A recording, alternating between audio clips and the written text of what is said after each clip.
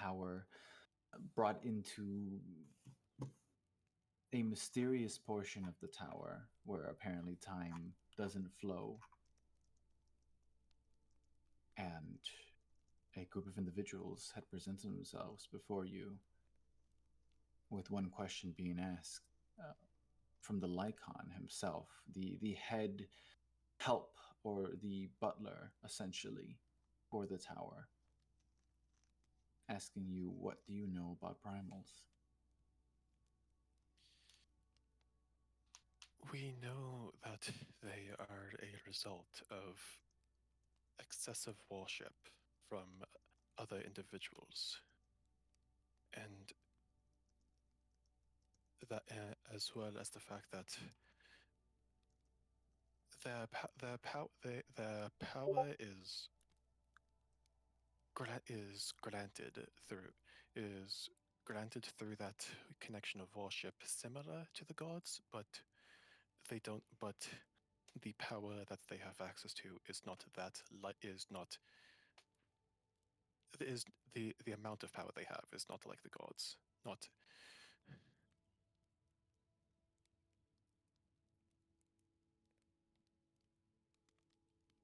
This is your understanding of Primals. It is what we have. It is what we have learned from our encounters. Not that we have not encountered a primal ourselves, but we have heard plenty about them. Primals are peculiar. My master, the tyrant, in his research, he had encased and studied multiple of these entities with the goal of understanding and deconstructing what makes a primal. In the basis of it all, over-worship can cause a primal. Absolutely. Large amounts of ether is required to pass that threshold of mortality. The methods that primals are risen are seen as taboo or not viewed very kindly. At least they weren't. Therefore, the curse that primals tend to hold on themselves, neither being truly gods or never truly being alive. That being said, there are other facts that we learn. All primals started mortal. Something mortal. Sure, an idea can be worshipped and caused into existence, but the coil, the origin, tends to be mortal. And that's where we found something very peculiar. Worship isn't the only method that primals raise. Sometimes vast emotion induced by an oversupply of ether can rise a primal. Other times, well, there was once a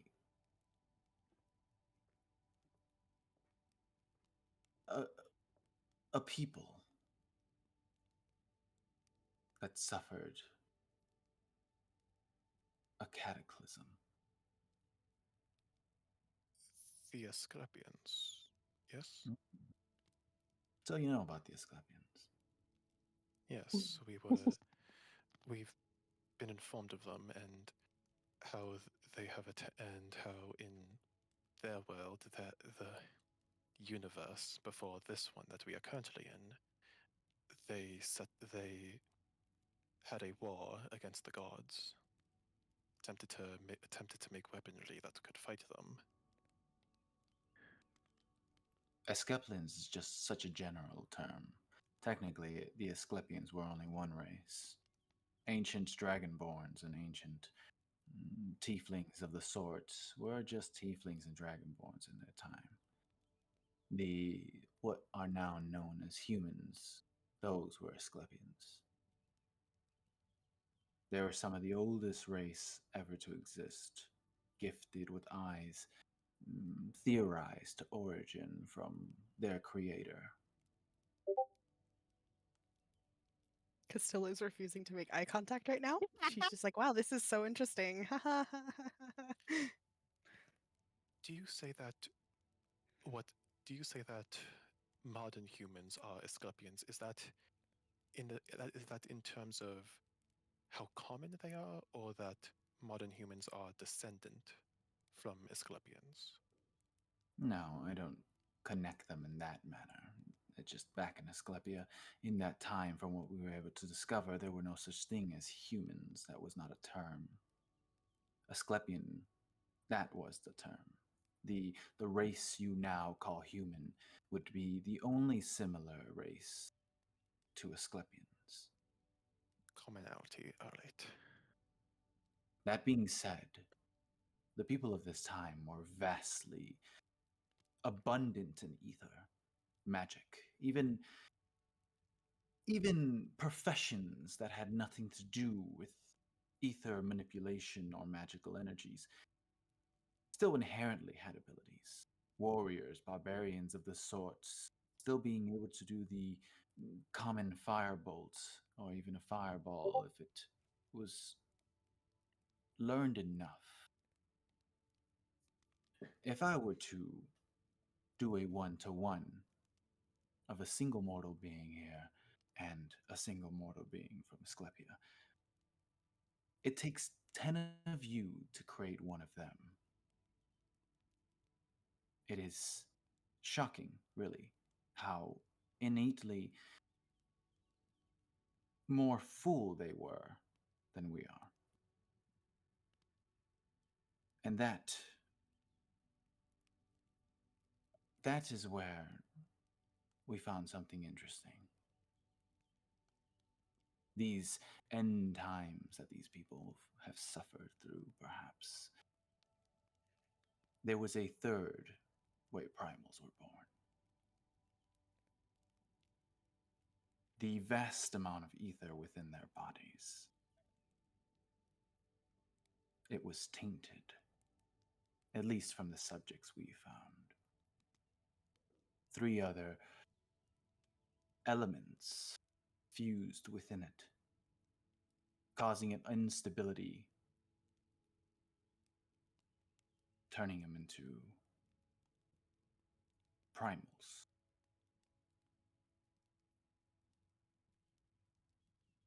I don't know much about this time or what exactly happened. But some records we were able to discover within the confines of what few know as pandemonium. We were able to find that in the end times, written in some first person perspectives,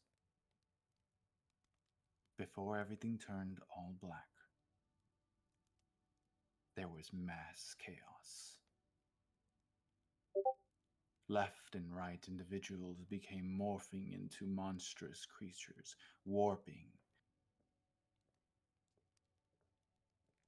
They couldn't figure out why.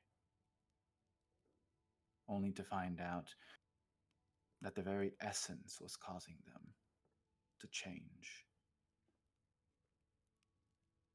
What caused this? We don't know. And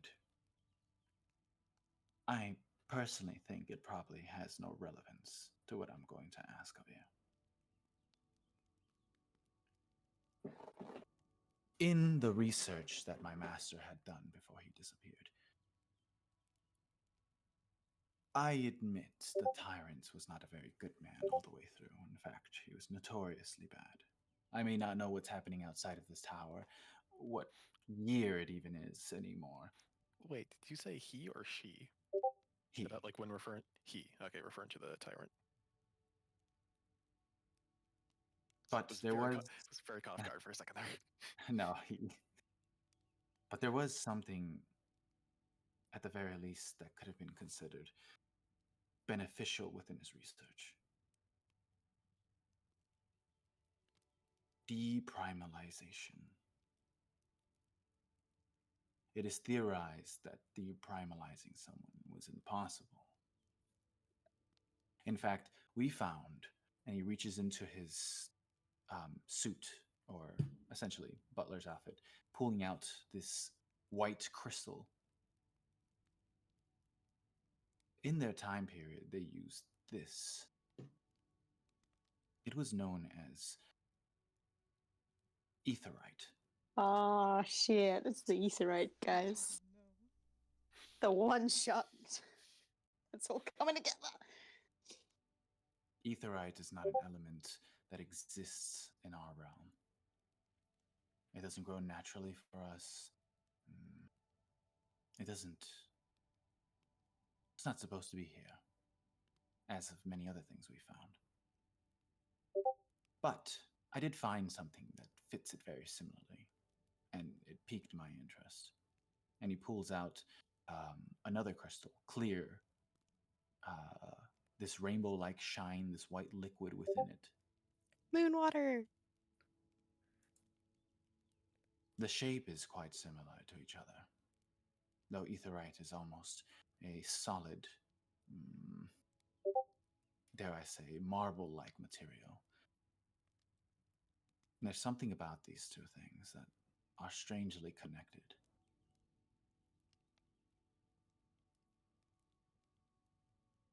The ancients, or Asclepians, or the people of this other realm, used etherite to seal primals. And through the etherite over time, it would eat away at the ether and make the primals sealed away cease to exist. Unfortunately, they didn't realize that that was causing their ether in their realm to die off slowly, since primals consume large amounts of ether at a time. So this method, while successful and showed results, was volatile.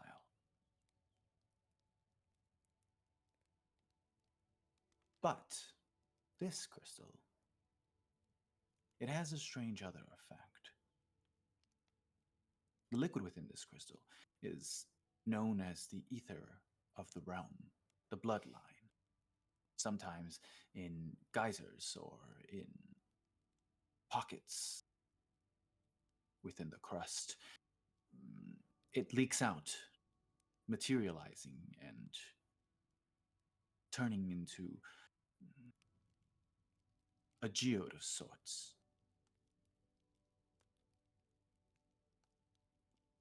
That's how these crystals are made. Individuals have used them as power sources here and there. Others have discovered that they slow down the aging process.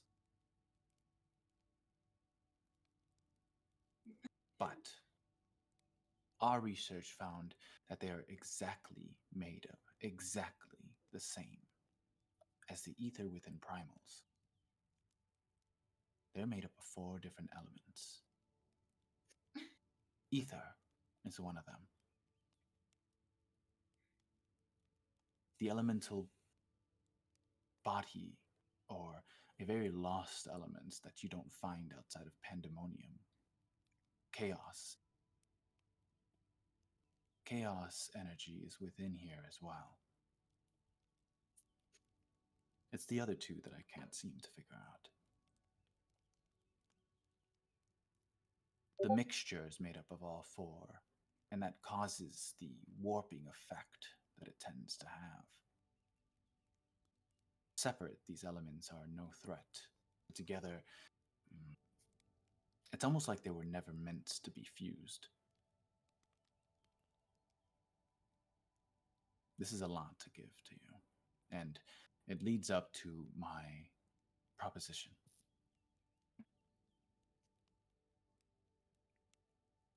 I have primals sealed in chambers here. Oh. Oh, okay. They are part of my master's collection. They're part of the research my master had done. I have made it a goal of mine to find a way to rid of these primals so that they don't one day release by the means of some estranged adventurer finding them and, well, bargaining for more than they asked for. But if I can somehow finish my master's research and find a way to deprimalize them instead of just completely destroying them with etherite, well, that would be a win-win. That being said, we are not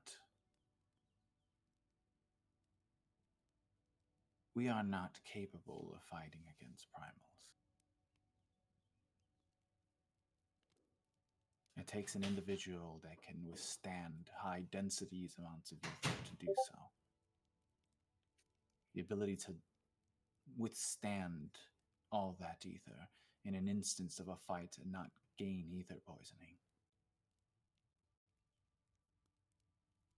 Within my visions, I saw sightings of a couple of individuals who have that same capability. And I am to believe that it's you. The rest of you. Because we were already poisoned to hell and back, so how much more poison can you really get? You're already poisoned. That's impossible. Well, not like in the literal sense, but in the sense of like, we hang around it all the time. We have had a large amount of contact with Aether in the past, but specifics have not been able to be shared with us. But I mean, I think I drank it as a baby, right? I think all of us here, except for Spicitus, have accidentally consumed a part of it. Yep. Spitz does that like spin thing where she kind of like spins her finger around like next to her head, like woo. That as well. We may have drank in some Aether, so that is also. We were also at some point told that all of us in this group were favored by fate for one reason or another, and along with the fact that we're apparently not meant to exist here currently, so that is likely playing into the fact that we're not dead yet. You were told you were favored. That was the name, that was the word specifically given to you. That's What? the question. What or who told you this?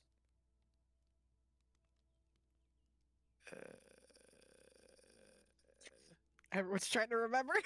Are you talking about the tree? The tree did vaguely say something like that.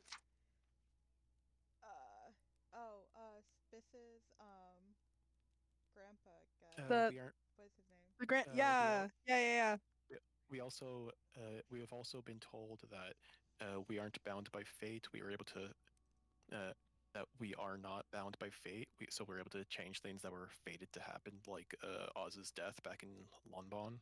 Nah, you're welcome, Oz.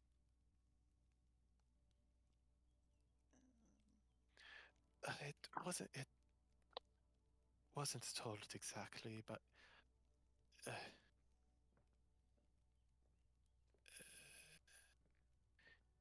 it okay. Wait, what? soul lines aren't necessarily visible to others. And when I have talked to individuals who have been able to see that, it's assumed that they're ever changing. Sorry, I just realized my mic's away from my head. How it's been explained is our lines aren't, our fate is not set in stone. And when things interact with us, thus it means their fate kind of gets a little screwed up.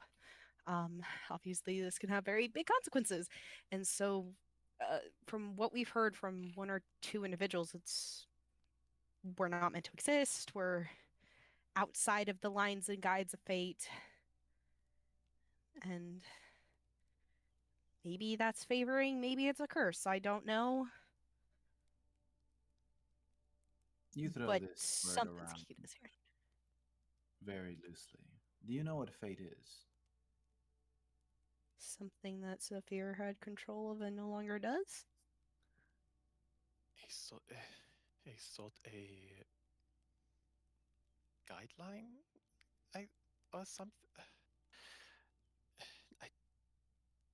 Gosh, barely Fate, understand what's going on, honestly. fate and order. It is the name or the title, name. I don't know what those things do. It's a primordial. Oh, good. Fate and order.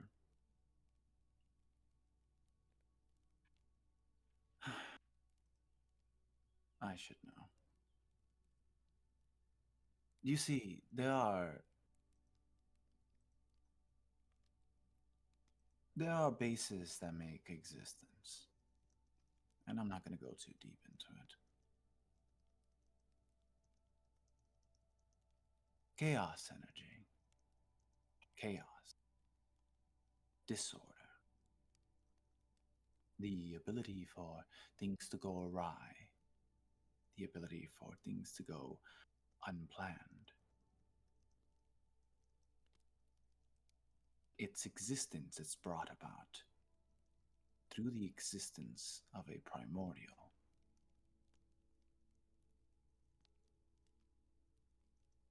If a primordial or the primordial chaos exists, therefore chaos will exist. As long as chaos exists, the primordial chaos will always exist. They are existences. Yeah, we've met him. David Hawknut.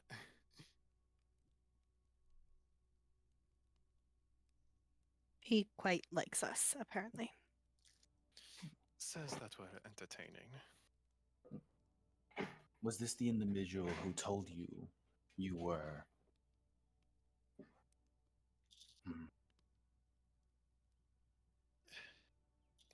It was not explicitly stated that we were favored by fate, but that was my interpretation of the wording at the very least. I mean, at the time.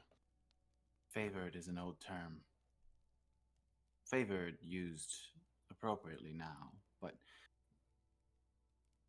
in the Asclepian times, favored wasn't usually used very loosely. Favored is a term given to the tempered, individuals that are favored and or tempered by a higher form. It was negatively used when it came to the primals. An individual who was highly exposed to the ethers of the primals can be tempered or favored, forever being under their rule and command, and their actions, even though theirs, influenced the benefits of the primal.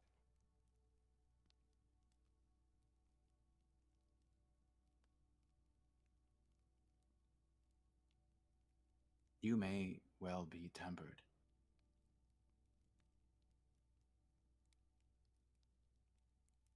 So you weren't incorrect when you said you're probably already poisoned, but it's not the kind of poisoning you think it is.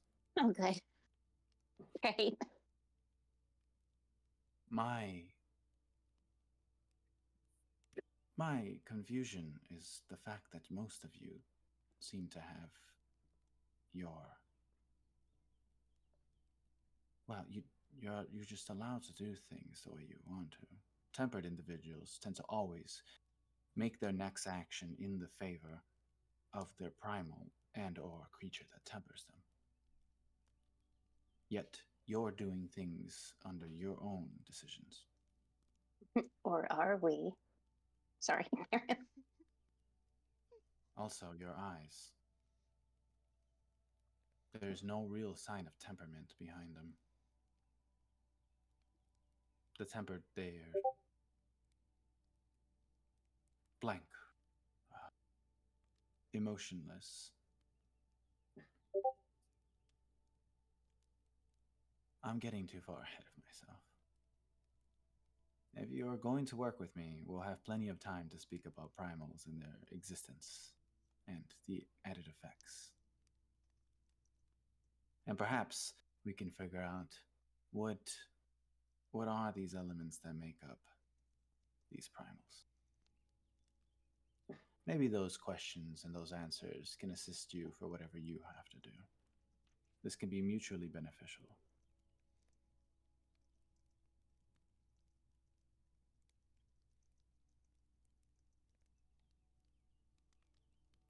You don't have to. I'm not holding you here hostage. And if my visions were incorrect and you don't assist us, then perhaps it wasn't meant to be.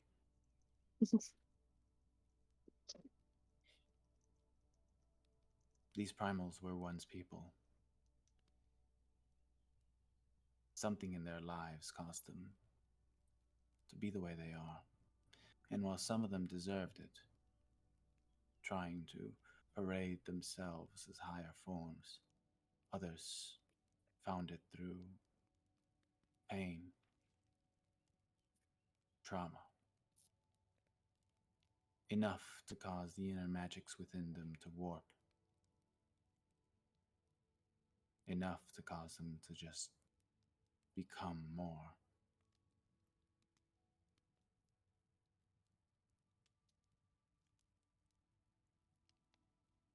Are you able to tell, like, who's who? Like, if it's like, oh, you became a primal because you wanted higher power and was worshipped a bunch, and you became a primal because you were just like super sad and turned into one. I've made educated decisions and thoughts on each one of them, but my visions have told me that if the right person enters, they will be told, and they will see the past life of these primals. And you're just like hoping that that's us. Like, fingers crossed, you don't get murdered. Yes. I love it. Why not? What would be the aftermath if we're able to tell what the person's past was like? What then?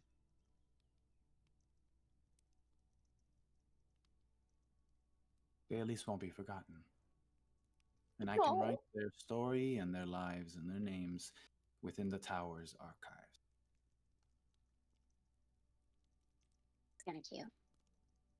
Unfortunately, some of these primals might be way too past saving, but there's a chance that some of these can be deprimalized back into the mortal coil. One life save is more than none.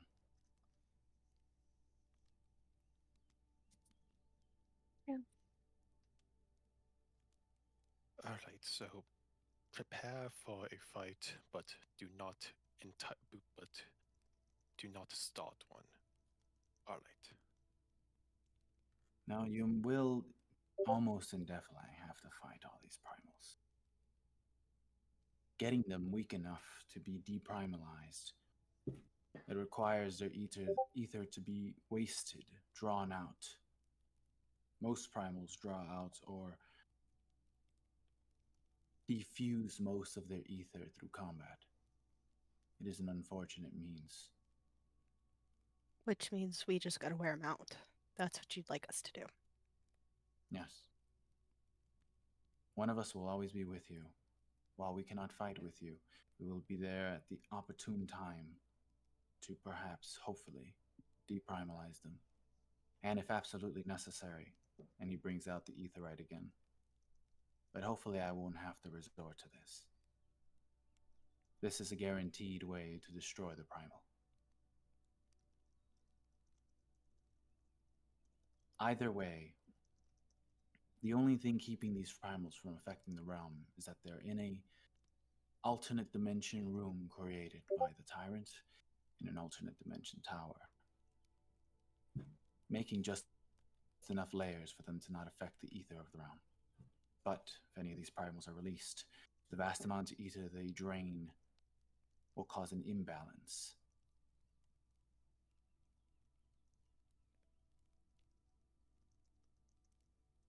So, if we go into one of these murder rooms, and we, hypothetically, and as she's saying this out loud, she's making eye contact specifically with Victor and Costello, tapping her head, because that's what she does when she touches wood. She taps her head, and she's good. If we were to, die and horribly be mutilated, would that, free the primal to unleash it onto the world, or is it like a locked door situation? Like he can't get out, or she, they, it. As long as I am still alive, I will keep them sealed within these rooms. But they will stay there sealed forever, and while time doesn't move here, and I've slowed my aging process through a very long. And he brings back the ether crystal, not the etherite, but the other one. Methods of slowing my aging. It's not forever. We've seen that before.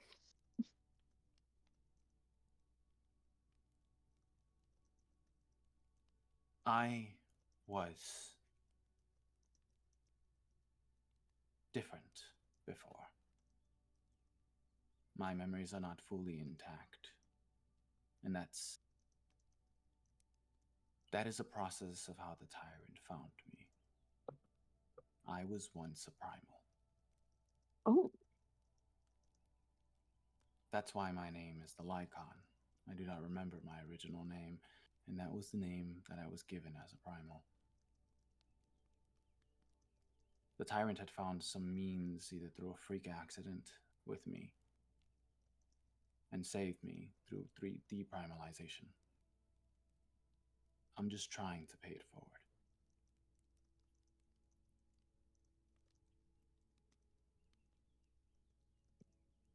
My time is borrowed.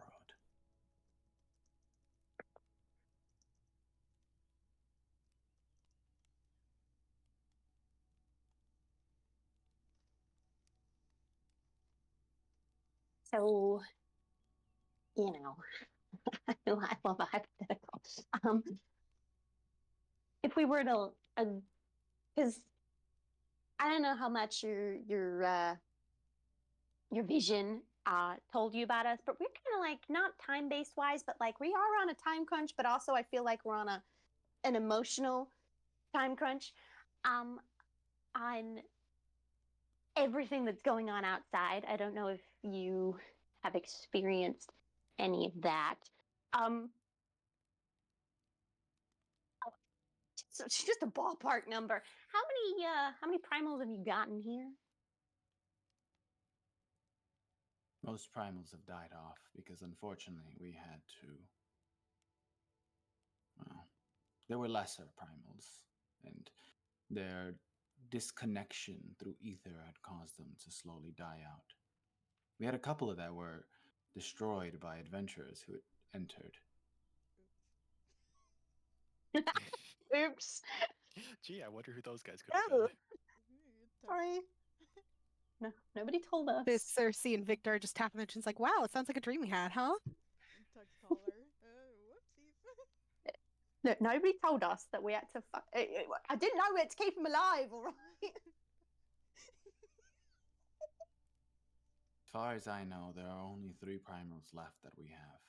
And they're too big.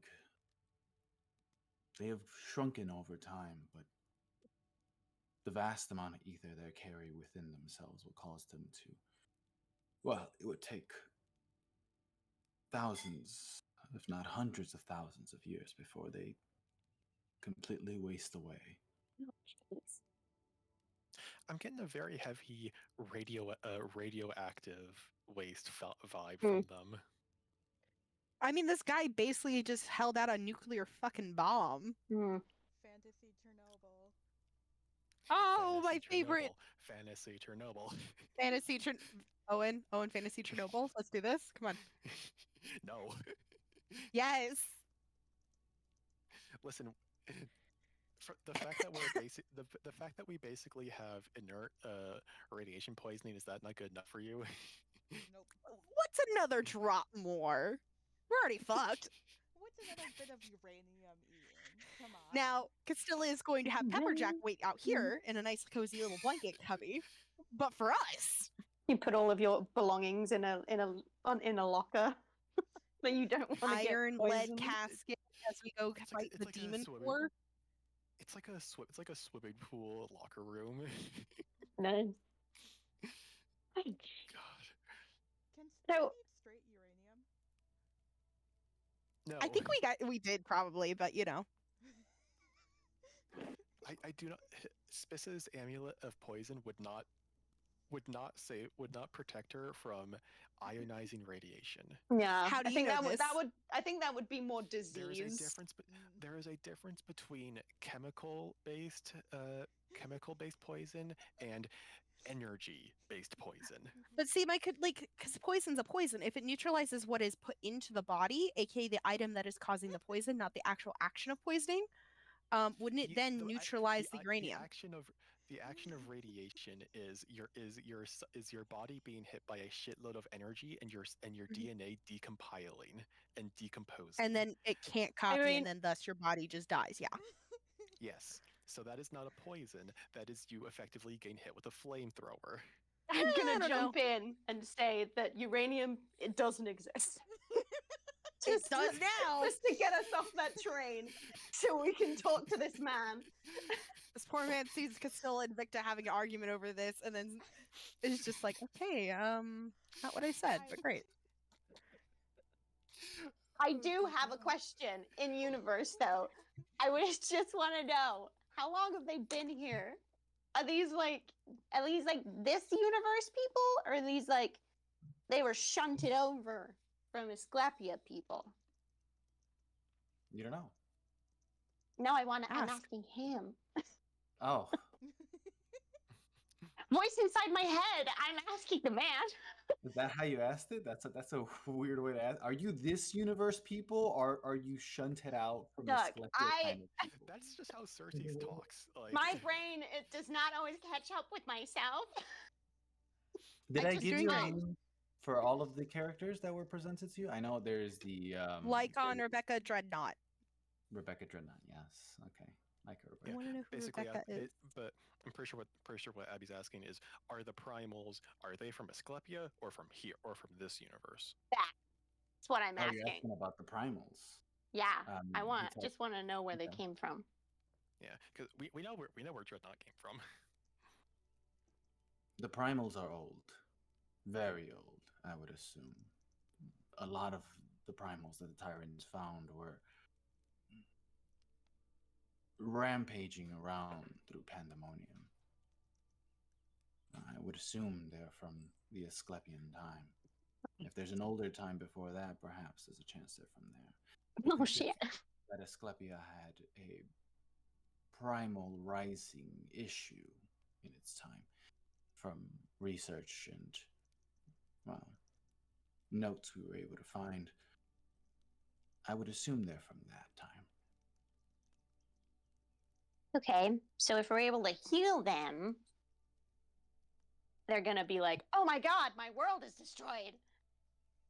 Have you prepared for the concept of them realizing that everything they ever believed and remembered is dead and gone?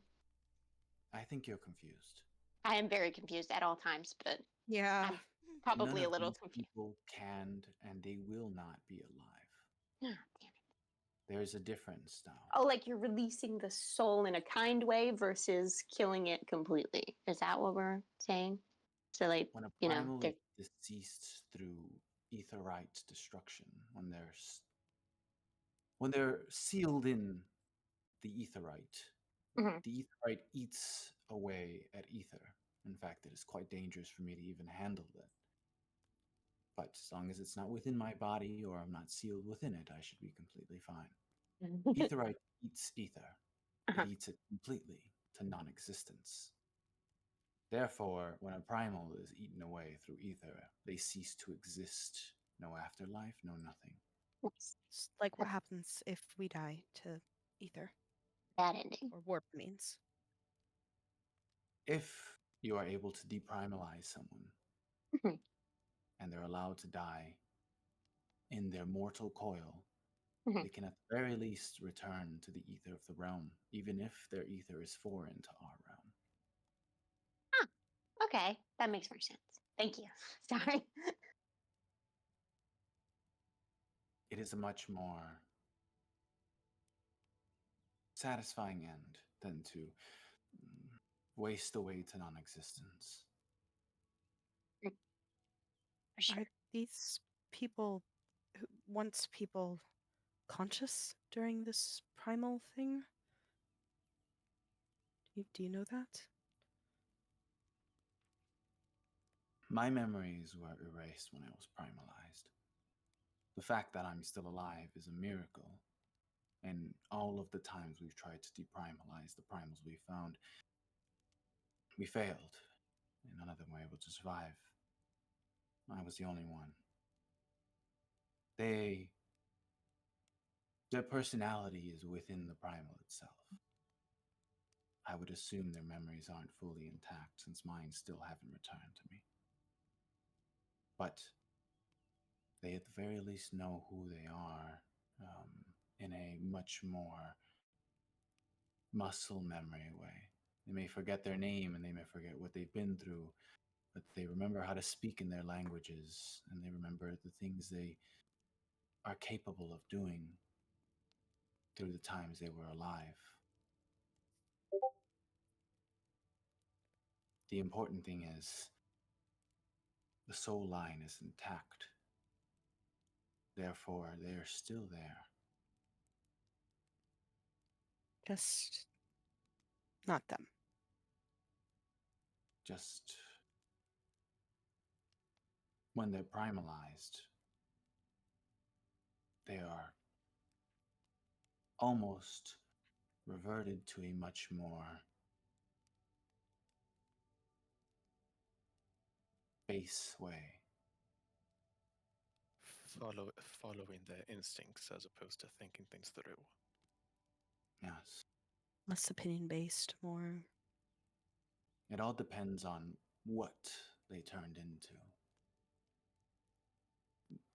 For example, there was a primal that we had that was a Quetzalcoatl of sorts.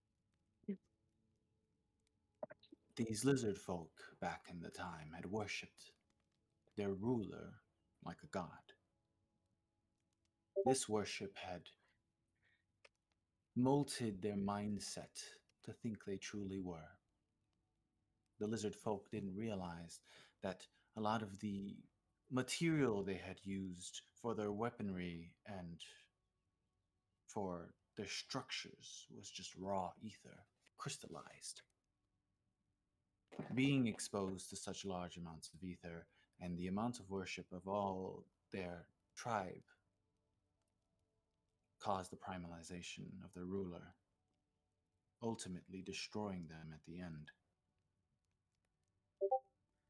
Their ruler was a god, and he turned into one. spiteful, hard-handed. When crops weren't brought to him in bountiful pleasure, he rained down destruction, tornadoes, and thunders,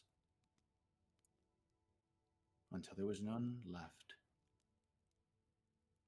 While their ruler would have been considered a much less ethical person than us, lizard folk don't really completely follow. They have their own set of mannerisms. I would assume that their ruler would not have eaten away at his people to the very end. But the god that they worshipped, the idea that was influenced in the ruler when he primalized, he would. The primalization almost fuses your personality with the idea that was given birth.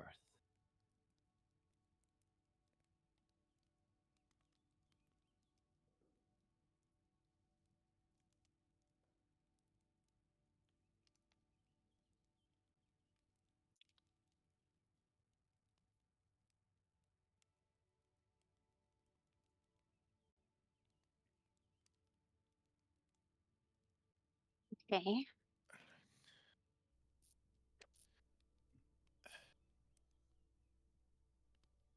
So then, alright.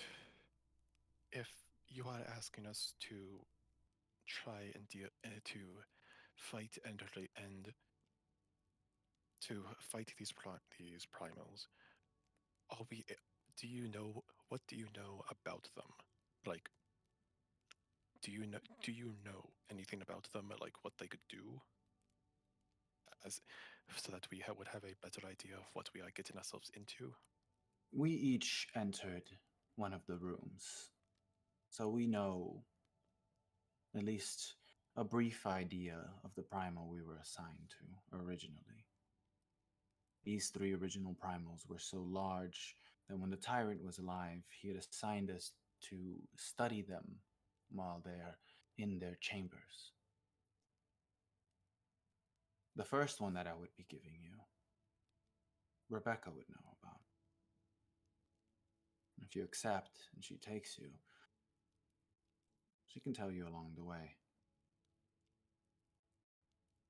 One more thing I must tell you, though.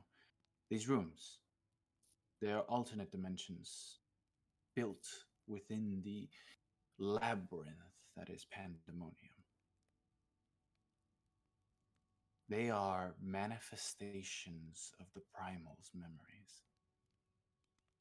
There is this peculiar phenomenon that can happen in pandemonium. I wouldn't call it time travel, but more like memory replay. Pandemonium remembers everything that has and will exist. Therefore, with enough power or a method to do so, you can relive a time through a memory. Things in that time will act the way they do, and they can be influenced and interact with the individuals there, but the end results will always be the same as the memory foretells. That being said, there is a strange thing that happens within these memories. Being able to interact with the individuals like if they were really alive. We've studied it and it is amazing. You can talk to these individuals and they retain all the memories they had that they were once alive. Yet, they do not know that they are just memories at this point. And they play along, reaching the same conclusion that they would in the histories past. These primals are connected to key memories that cause them to primalize. We tried to, and have not fully discovered, but are close to, finding a way to access this memory-like ability of pandemonium. It could help when it comes to understanding different time periods and how they led to their demise or research upon what they knew. It allows you to ask people that you've heard about and get an answer directly from them, like if they were actually alive, without having to resurrect their body in crude ways. But we are not fully successful in doing so. These primals are able to do it because of the vast amount of power and ether they have. And so we figured it is locked behind the amount of ether you can use. With a little bit of manipulating the ether to do what you want it to do. And that's the part that we can't seem to pin down. I tell you this because once you enter one of these rooms, you're going to be in one of these memories. And it's going to feel like you're in a place you weren't before. Because, well, you're in the memory of a place you were never before. Okay.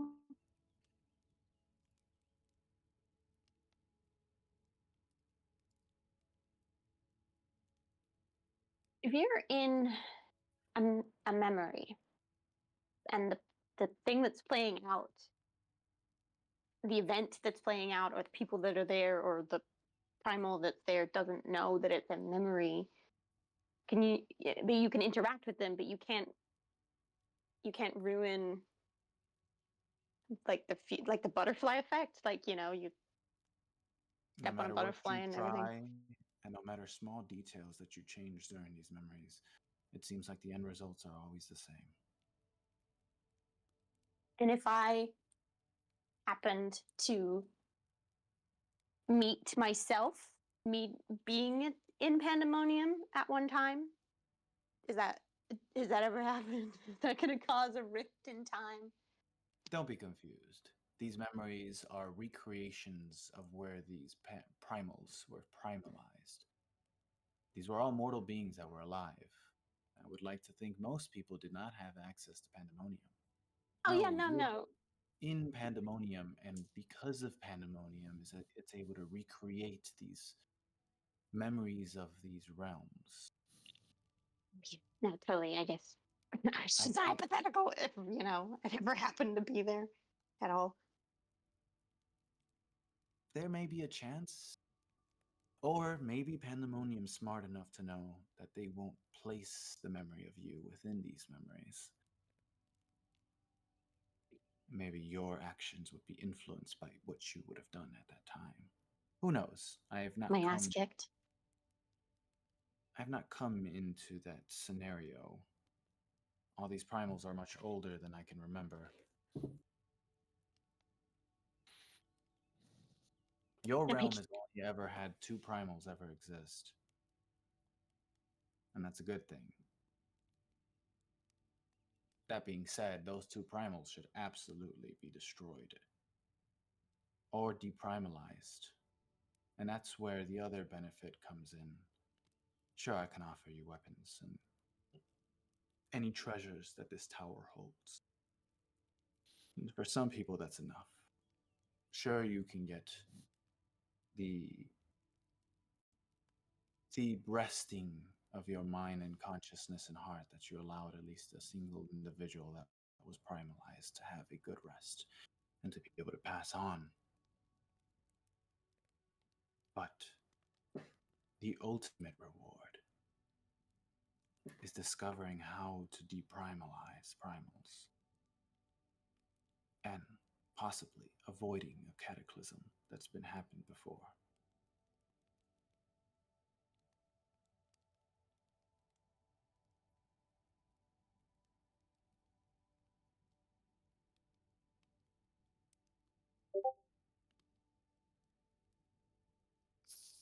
You mentioned that there are two primals in this world. We have we have heard of one of them at least.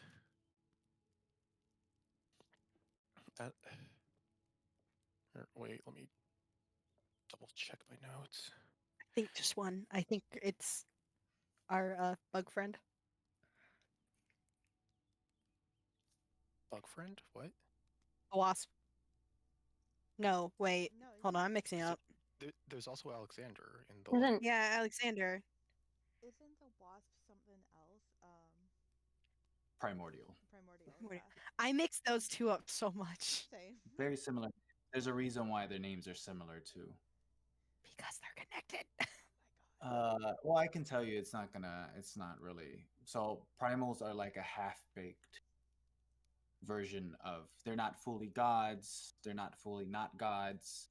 They kind of are similar to primordials in a way that they act within their nature because it is their nature, and they're immortal like primordials and gods. But they're this third, Or broken step down. born. Yeah. Gotcha. Thank you. Okay, so then what the? Did you say Alexander out loud? Okay, I'm just like I'm my Victor's current sentence is based off of my half-baked memory. I'm specifically referring to that that big ol' monument in the desert that that Verse wanted to be left alone at. I do not remember if I remember it being called or described as a. It was said to be a like soul trap basically, but and I think it was said to like be feeding a primal. Maybe I have no idea. No, it was never mentioned that it was feeding a primal. It was a Okay. machine that was essentially um, not allowing souls that have died there to leave. Okay, it's just a machine slash construct. Okay. At the mention of the primals in your realm, he says, "The only two primals I know that exist within your realm currently are absolutely new primals that were formed. That is concerning. While it's only two, it's only a matter of time whether it grows into more. One So- is the Sorry. Mog King. Oh yeah, The who? yeah, the Mog King, the cat. Oh yeah, Mog Cat Boy. Yeah, well, we don't know him, but we know the Mog cat. King. Yeah. His name is Mog King Moggle. Nice. Oh my god. The Mog Well, King. lads. We have also heard Muggle of Mug. one named Alexander. You see his Kind- eyes dart to you, and there's like a look of confusion behind his face. Uh-oh. Alexander. Alexander, currently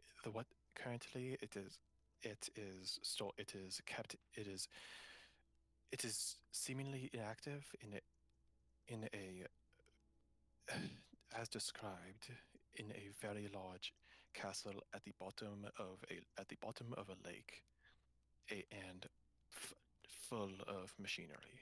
Real deep down, at least a 3-hour swim. 2-hour swim, actually, at the time. We did not know Alexander was in your realm. That's an old primal, ancient even. Yeah. Maybe the fact that he's inactive did not allow us to, well, detect where he was. Well, then you have 3 primals in your realm. Alexander's old. He's not of your making. Who would be the third then? The primal of undead, Val Hazak. Oh, Great. we've heard that name. That's a fun name. That I probably spelt horrifically wrong last time, We've too. heard that name. Val Hazak represents the opposite of life. Mhm. He eats away at the ether of the realm and those that live. He is an antithesis to anyone who stands with life.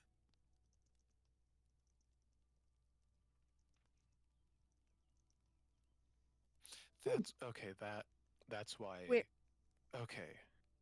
Who But is it? definitely, We've written this Valhazak. down.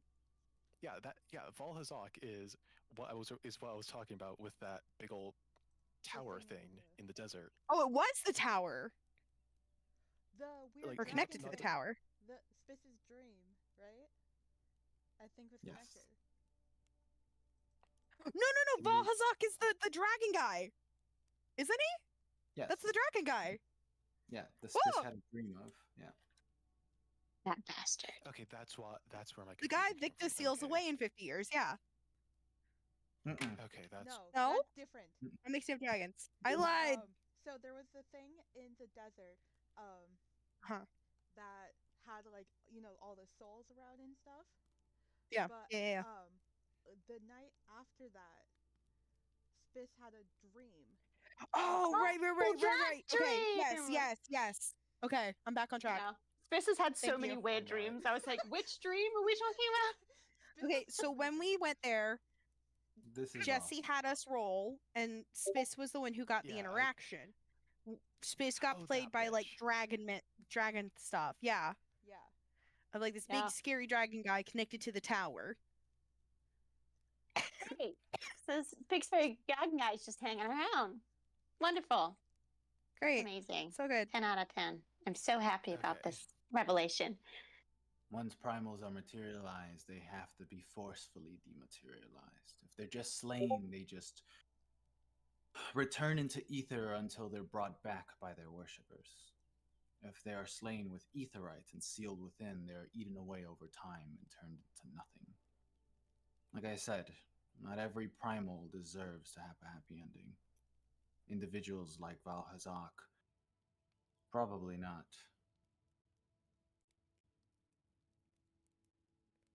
Okay, but I'm not wrong in saying that Valhazak is at least related to the monument we found in the desert that No. consumes souls. You originally saw, and it wasn't you, it was Spiss. She saw a glimpse of, there was a bunch of undead, there were just dead skeletons everywhere around the monument. Okay, yeah, I'm not gonna confuse myself with more details, but I just want the blanket statement of Valhazak is related He's to the he's thing in not the desert. he's not related to the thing in the desert, but that's where he was when Got you it. guys. Yeah. That's where he was. Okay. Yeah. Separate things, but he just happened to be there.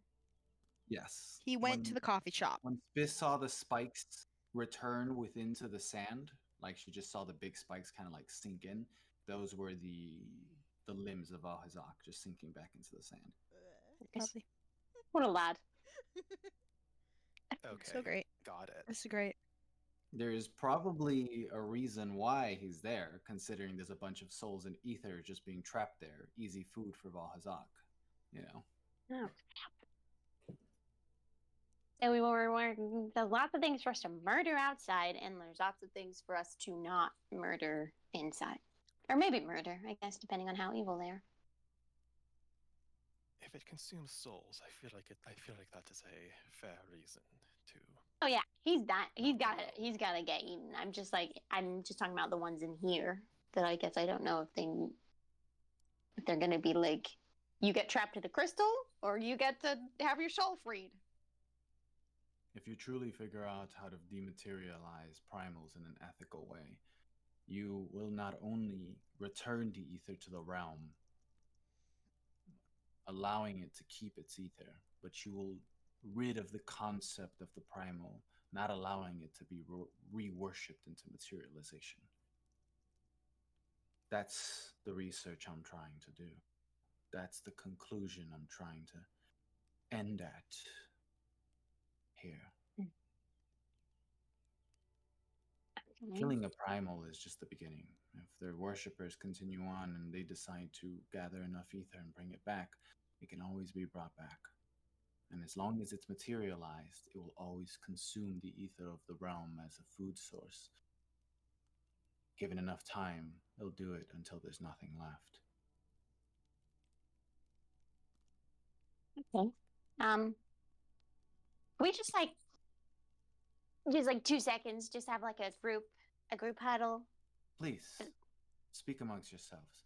I will talk to my friends, and if you're ready, and if you're not, either Rebecca can take you to the room, or this guy, and he puts his hand on the dreadnought. He can show you the way out. But go ahead. Thank you. Sorry. Oh my god. What is happening? Right.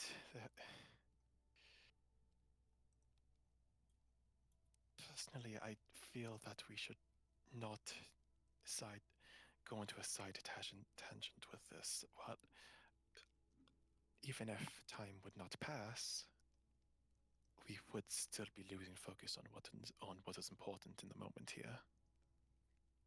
But this can be helpful in the future. I mean, we've already had a run-in with minions of one of these guys. It's true if we can get rid of some, pieces on the board, Not to then it mention might be it is, helpful. returning ether to the realm, helping fix things. Maybe it would help balance things out to where, if the Feywild and the Shadowfell aren't, so intermingled to our Mhm. realm. And there might be free stuff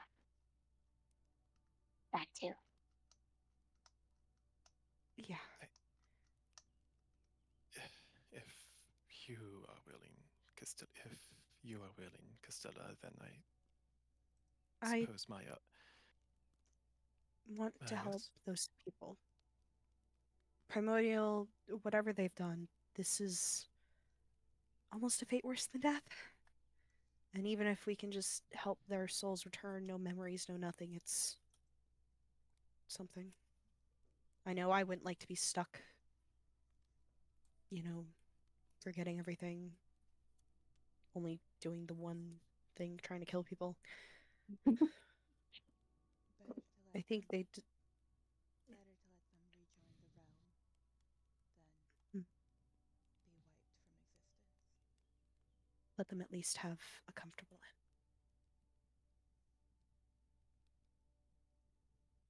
I mean, I if it am makes you feel better. Not surprised that is your viewpoint, and can't say I disagree with it. If it makes you feel better, Victor, we can always, play it by ear. Do a little bit, see how it fares, see how safe we feel, and if all hell breaks loose after one, maybe we go, you know what? Now's not the time for this. We'll come back. We got we got other shit to do. Yes, I would prefer us not risking death for this. But granted, facing a primal of all things, I feel like that's a given, honestly.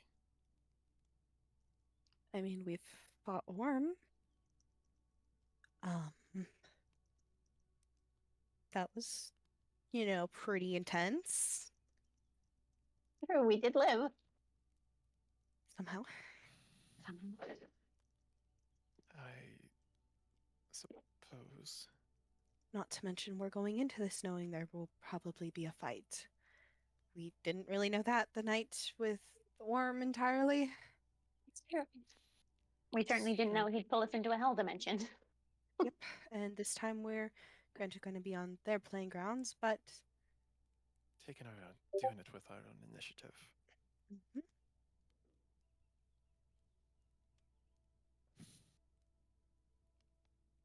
I'd say Alright. let's do it. Let's do. Let's give some peace.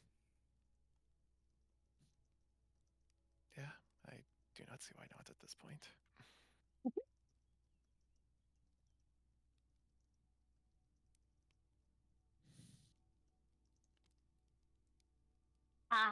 Mrs. Mr. Lycon, I don't know if that, sir, Yes. Mr. Lycon, sir. Mr. Lycon, sir, I feel like I didn't ask you your name. Got Dex in there a bit. I've lost all the words. Somebody else speak. We have managed to come to an agreement in regards to the primals, and we do want to help. If Rebecca, it was said, correct? Yes. Yes, Rebecca.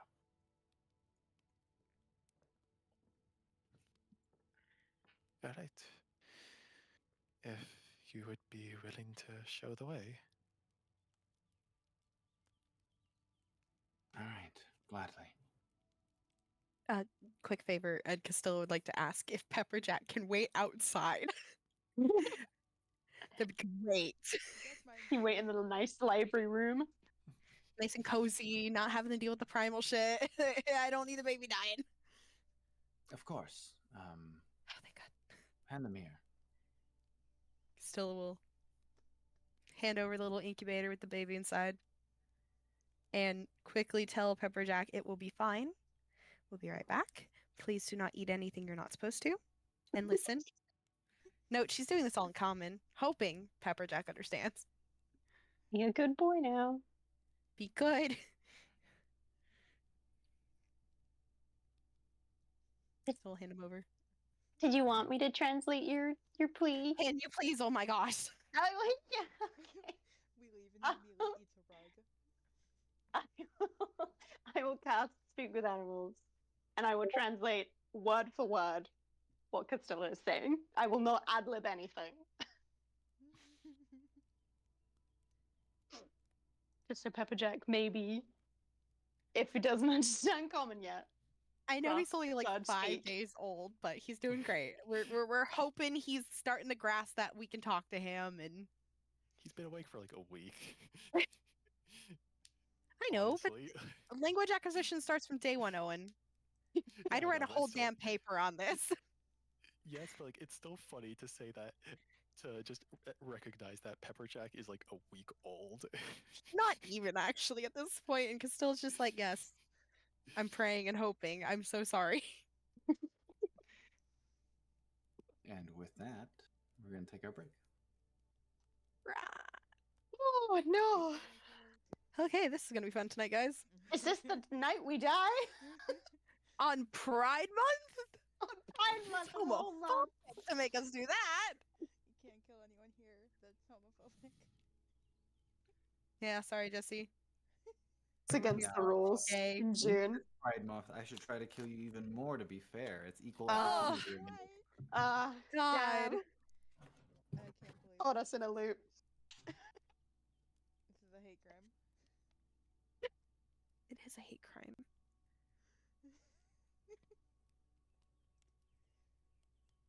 One thing, like, oh God, this whole thing's fascinating. Castilla is very worried that Guk is maybe going the whole primal route, considering just things that have been happening. We haven't seen him, and now he's like, oh, I can't talk to you.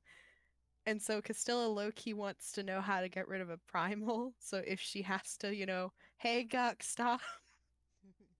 We have a method. Hopefully that won't kill him though. That I don't want to kill him. We need our dad alive. Hey Dad, saw you became a primal. No. Undo it. Swear to God.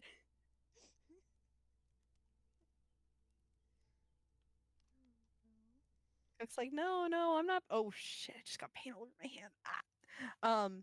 Guk's like, no, everything's fine. Also, wouldn't it be sad if Guk's primal form looks like how Anastasia got corrupted, like in that monster form? Anyways, that's been something I've been thinking about for so long. God, I would prefer not seeing that, honestly. that would be so sad, wouldn't it? Okay, wait. Pepperjack hatched the same day that we found the cursed desert. Yeah. Thing. Yeah, Okay. that morning, and then we got there, and it's like, oh. Or I think it was like the day before. One of the two. It was either the day before or the day of. I gotta double check that. In my notes, it's in my notes, it heavily implies like Pepperjack hatched the morning of, because my my notes start off with Victa on watch with Alma, and Oh yeah, we must have taken a pit stop. That was the morning of, and then we took the pit stop midday at the place. Yes. before we reached the monument. Yes.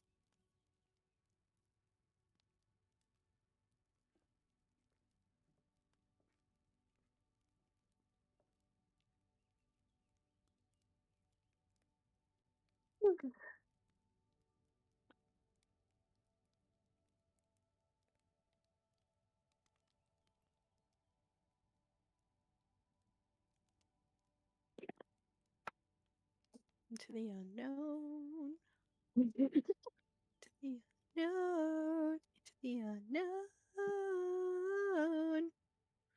I feel like that could be our literal soundtrack for the past like 30 sessions. God, like we're just all flying by the seat of our pants, and we're just like, yeah, this is fine. Yeah. It's We're doing our best.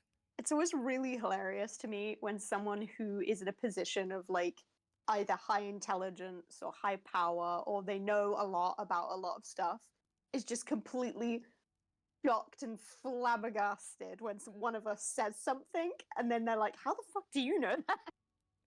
Why did 'Cause these idiots know? they're looking at us like we're freaking idiots, and then one of us goes, oh yeah, we know where Alexander is, and they're like, excuse me? It's like one of my that was like one of the first things we experienced with Guk, where he's like, "What do you mean you've experienced all this?" And I can't wait to see him a second time for him to go, "Yeah, things have probably chilled down, everything," and we just info dump like we did on the boat. And he's like, "What the fuck are you doing? What It wasn't happened bad when here? I did this." We're the info dump now.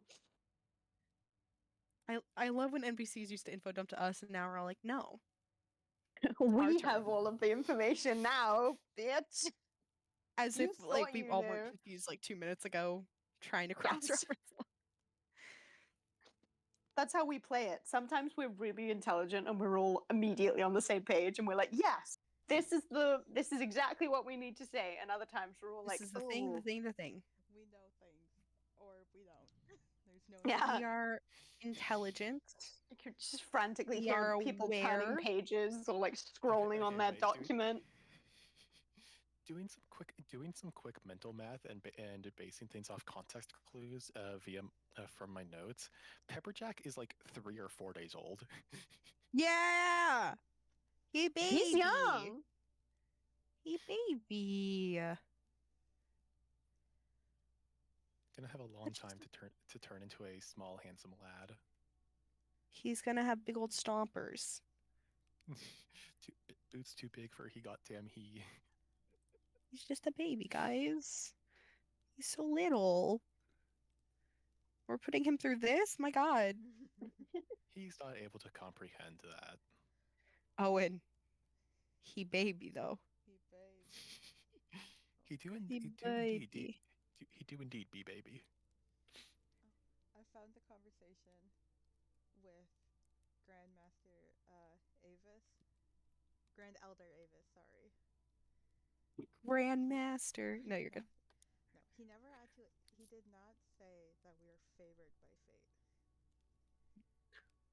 Did. Somebody did. We have. I feel like Bob said we were favored by fate. It had to be Bob because you explicitly remember it. So it can't be Guk. Yeah. Favor. I feel like Bob said it in one of his things, like when he was talking about us. This is when it would be really helpful if I had typed up my notes rather than wrote them out, because then I could control F. Sign is antimatter. Fate is no more. The death is severe. Fate, existent creation, antimatter, raw force, chaos. Oh, so fate, existence, creation, antimatter, aka non-existence, and raw force, chaos. There's all of our things right there. How we get motes is fate base. That fate. Bob said to basically focus on being something that fate doesn't recognize the powers of. Magic fate powers. Do you believe enough in fate?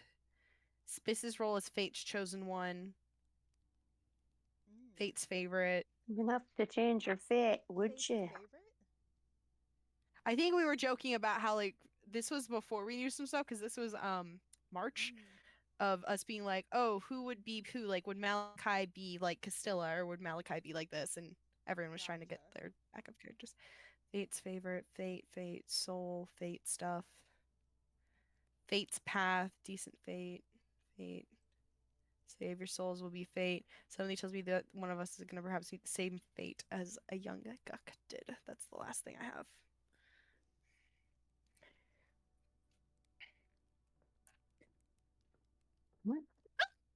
Where did we even meet Guk? Guk Bob. We met Where am Guk I? like session 5, I think. Where am I? Love Guk so much. Old. When did we first meet this man? My memory of We met him October 29th, 2023. oh my god. Oh wow! So God. long ago. What a lad! 2 years without our father. I feel like it's not incorrect to say that he's been haunting the narrative. He and the entire Guk Anastasia narrative. bloodline has been like haunting the damn narrative, okay? Mm-hmm. This family drives me insane in the best way possible. But also, dear God, what is up with this insane family? That's my family you're talking about there. Yeah, what is up with them, Abby? You tell me. God. I feel like my memory of Bob telling us that we're favored by fate is recent. Like in the car. Yeah, that was the vibe I was getting to. But I don't know where I am. But unfortunately, he went on a couple different rambles, and I always lost focus real quick and never wrote them down. It's hard to keep track during all of them, honestly. Yeah, It really is. I'm At least good at we're all writing them trying. down. I just can't find them. He went on for. We have them recorded. We know that do. much. If we really and truly need to Yeah. cross-reference.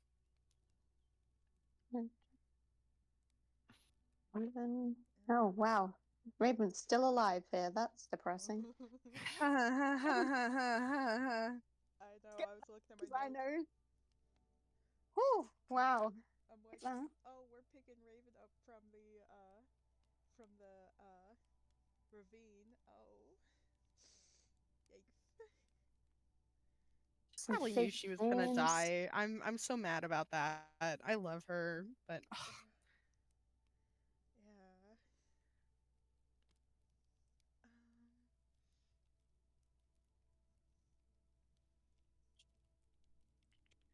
Yeah. Oh, more Raven.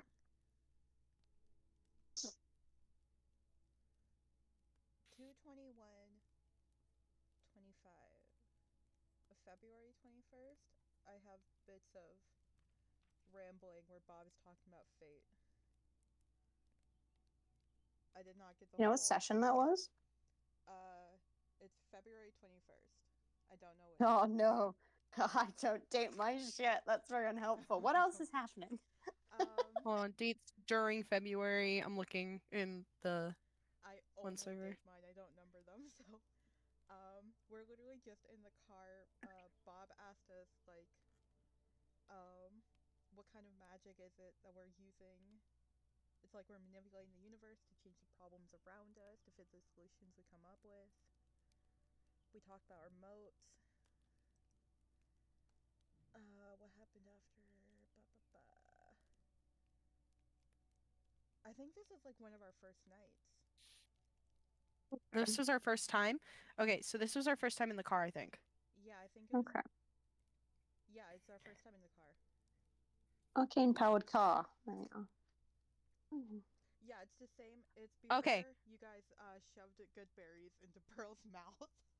So what it is Classic. we are in defiance of fate. Defiance of it. Defiance of fate, because you wrote Vel off topic, but going back through my notes to our conversation with Grand Elder, he also told us that we are quote unquote in defiance of fate and that we weren't meant to leave the life stream and that the realm has its eyes on us specifically. I'm pinning that. Okay. Because that's a good phrase. A group of children. Bob said we shouldn't eat anything weird.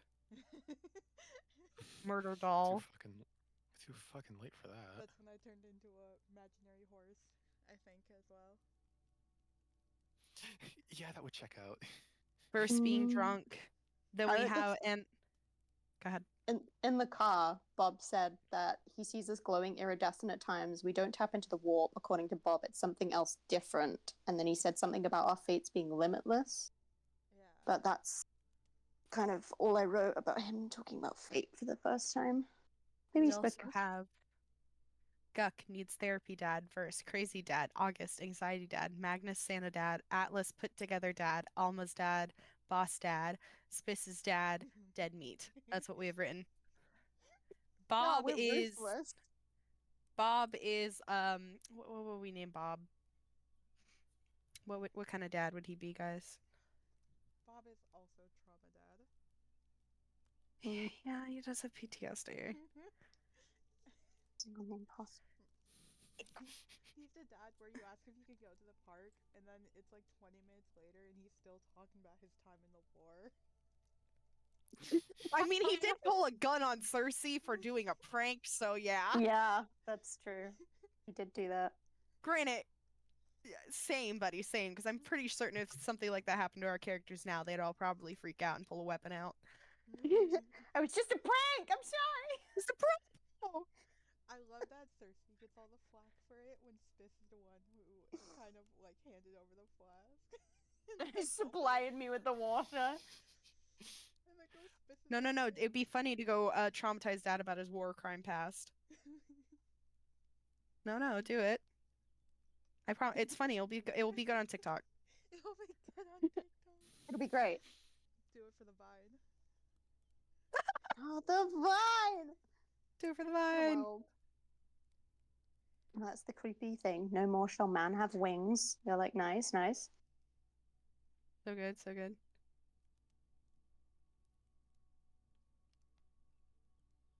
Mm-mm-mm. Hi, Jesse. Welcome back. Well, yeah, I mean, I've been here. We're all being insane. Just listening to us ramble. Talk about nonsense. We're all so sane about this campaign, Jesse. It's like my favorite thing. Don't worry about it. Okay, great, great, great, Oh, great. so Cool, cool, cool, cool, normal. cool. I promise we're normal. Cool, cool, cool.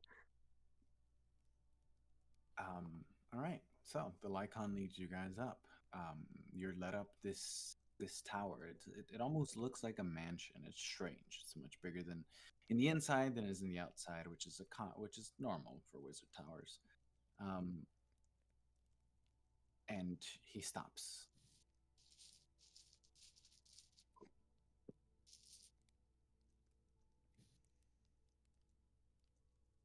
Wait. I feel like music is being changed. Oh, No. I'm Oh. Is map being changed? no, I'm blanking on Fair enough. Rebecca? Rebecca. I don't know why I want to say Maria. Maria! It's not too late. to Says change. Shadow the Hedgehog. Maria. No. Rebecca kind of stands there. Well, she floats. What? Who does we don't know much about Rebecca. What is she? We know she's a maid. She's a Rebecca- ghost, isn't she? Yeah, a ghost followed by 3 demons. Cool, thank you. That was probably revealed in the one shot, but She's That no. was revealed last session. No. Yeah. I blanked on that. Whoops. It was kind of She- toward the end, so well, I don't you know. were you were also sick that day, so Yeah. I'm gonna be so honest. I don't remember much from last session. So she's wearing a maid outfit, very like the Mhm. the old school, like really long skirt, cool. like an actual maid outfit, not like what Yeah. anime style the maid outfits. Yeah. Uh, Proper attire. she has a eerie, ghostly complexion. She's physical. She has a white skin. She's very grudgy. She has her black hair covers her face, and she Yes. floats. She does not touch the ground. Hell yeah. She holds her 2 hands in front of her, kind of mockingly, like if she's acting like a ghost. Ooh. And she has these strange little imps that follow her.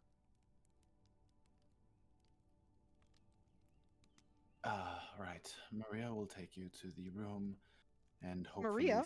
successfully. Sorry, I Rebecca. keep thinking it's Maria. Her middle name's Maria. It's fine. Rebecca it's- Maria. It's Rebecca Maria Roberto. Hasselhoff. Rebecca Maria Roberta. Perfect. All first names.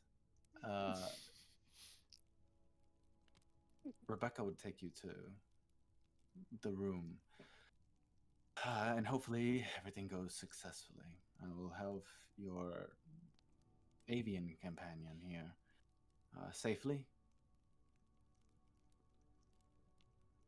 and good luck.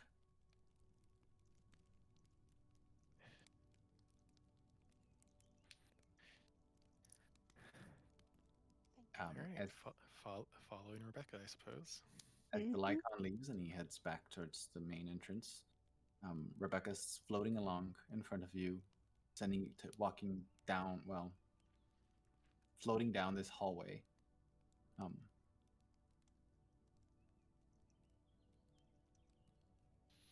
The further you go down this hallway, you start seeing the marble-like walls change. These long roots pass.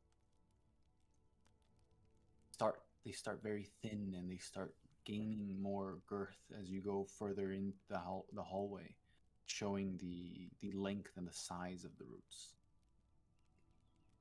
And the hallway starts looking more like the inside of a tree.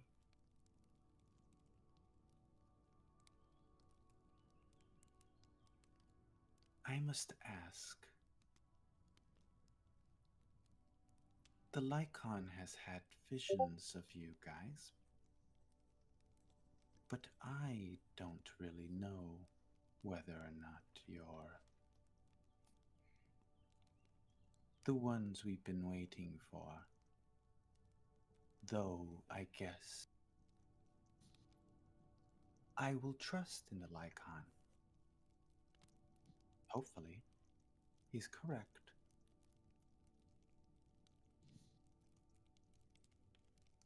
And she looks towards you, Victor. You are skinny. Here. And she hands you this comically hand-sized cookie. Oh.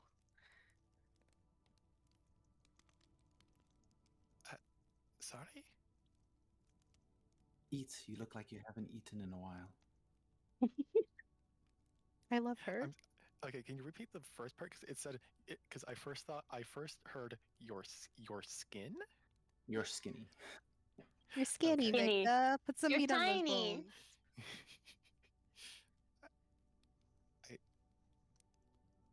All right.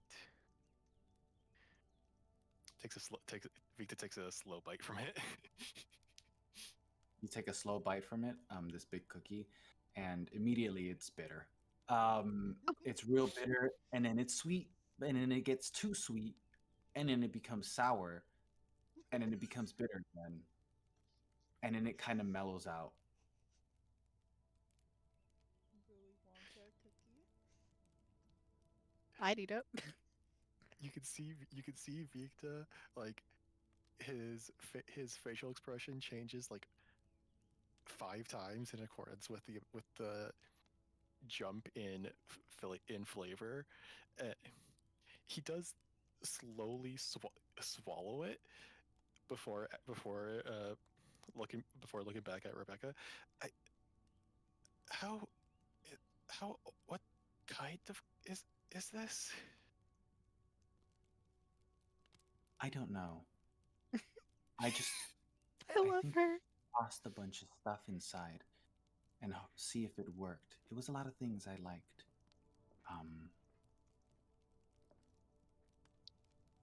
Yeah. How do you make cookies?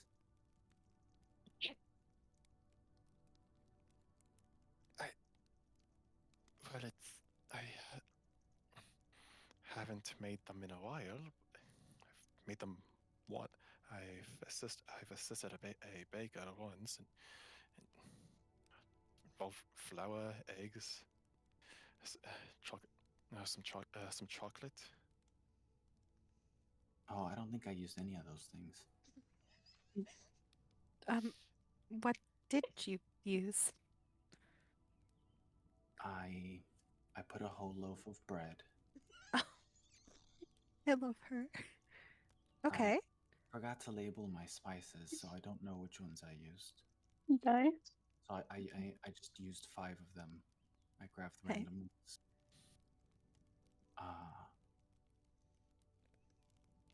I found an unlabeled fruit we had in there, so I threw that in there as well. I can't really label things properly, or I'm too lazy to label things, so I threw things in there that I individually like eating, and thought maybe together it would work. I do not mean to be rude, but like you said, none of those standard cookie ingredients. You don't exactly put spices in a cookie Well, you do unless it is. I mean, ginger snaps. except for except for cinnamon is one of the only times I've encountered spice in a cookie, but Noted. I'm fascinated by these cookies. Can I try one? Victor hands it over. Spiss takes a very large bite.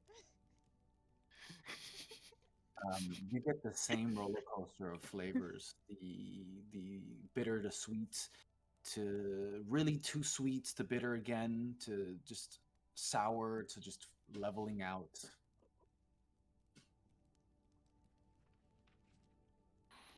No, this is what they mean. But this is what they mean by an everything bagel, the everything cookie. You know, I think it's very fun. I like it. She's gonna keep eating the Fact- cookie. The fact that you're still standing is a good sign. The last time I fed Lycon cookies, he was out for a week. A week? What the fuck? You got some of that uranium in there, guys. Did she put fucking drain cleaner in it? She's practicing. Leave her alone. She's doing good, Victor. Victor, can you start rolling death saves for us, please? Victor dies again. Third time charm. I must tell you, as we head, the individual that we're going to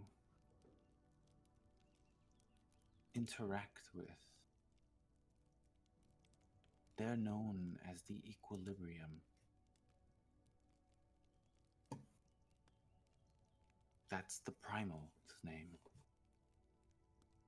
If the Lycon is correct in you being individuals fitted for this special occasion, then there's a possibility we would be entering memories far before they turn into a primal. So, finding the individual that turns into the primal is going to be a challenge of its own. Is there a telltale way, perhaps? Soul line corrupted. It all depends on how they turned into a primal, and unfortunately, we don't fully know how it's the case. There's a chance they turned through worship, which would easily be a sign to tell if anyone in high power or praise as a candidate. If they were manipulated through ether poisoning manners, effects of their bodies altering, could be a case. The hardest one to identify would be a moment of high emotional distress under large amounts of ether. That would be like waiting for the moment that it happens.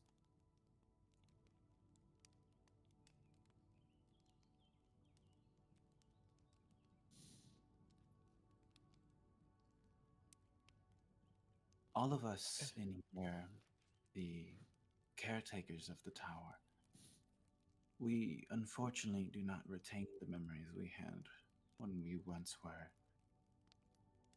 from wherever we were from. Hmm. But what we've learned is that through these processes of mm, assisting these primals, sometimes we tend to unlock core memories within us. So there is another added incentive from us that the Lycon perhaps had forgotten to mention to you.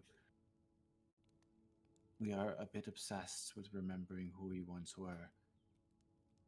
There's a lot at stake here for us.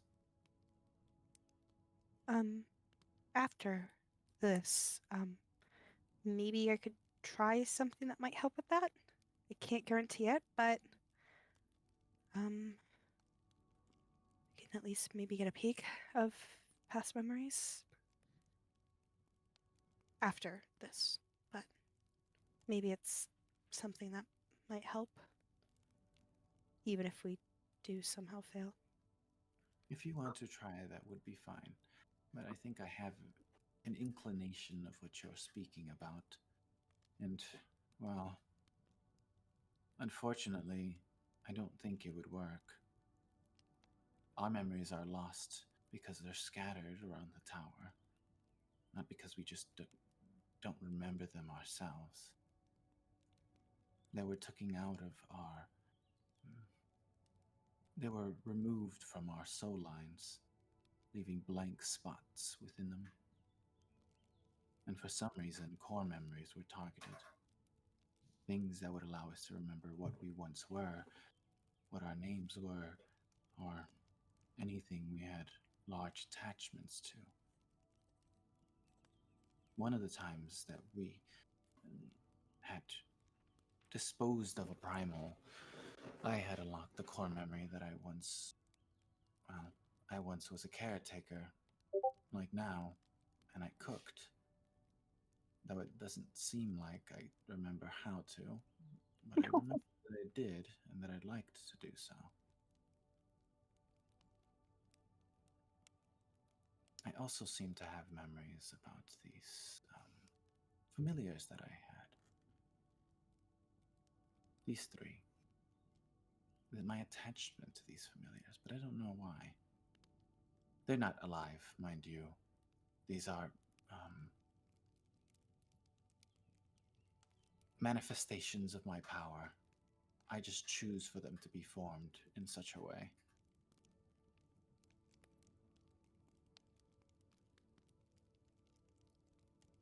Oh, we've reached the door. Before you is the end of what looks like to be a tree trunk, and this wooden door covered in foliage and flowers. The knob itself is made of stone.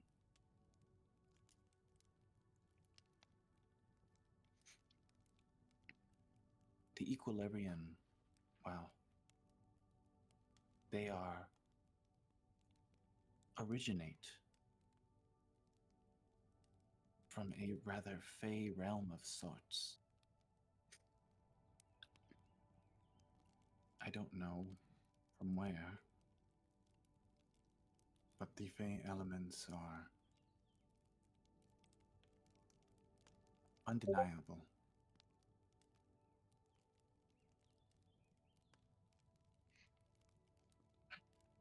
Once we enter Okay. this room, we're going to be in a memory, in a time that is different from ours. I will not be next to you. I will be not far away, though. If you require any information, go to a safe place, somewhere away from eyes, and I will appear. Unfortunately, the primals have seen us, and our visual sight within any of these primals can unlock a defense mechanism, stopping, well, alerting them part of what's going to allow you to find an ethical way to stop or deprimalize them. Clues about what can allow this, or clues to your advantage in the combat. Well, they will all be displayed and can be figured out through these core memories. So I would like for them, or for it, to be at ease and not alert, so that you can ascertain useful information for yourself, for the inevitable.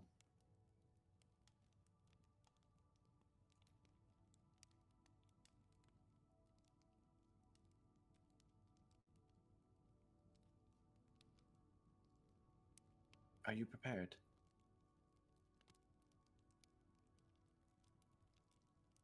Do you require... Are we prepared, guys?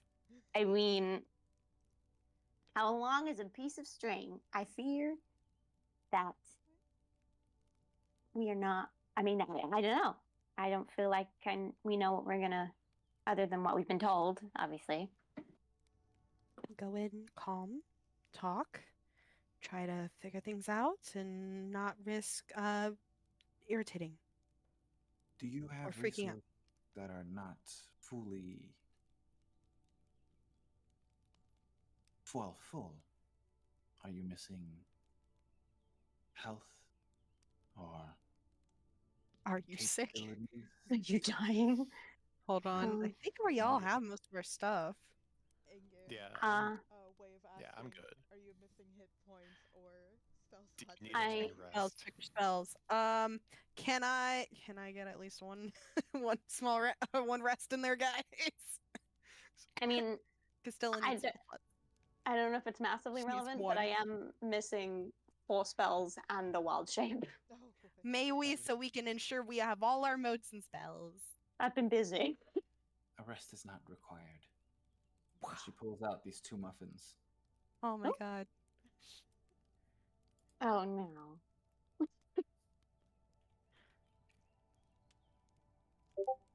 Is that for us?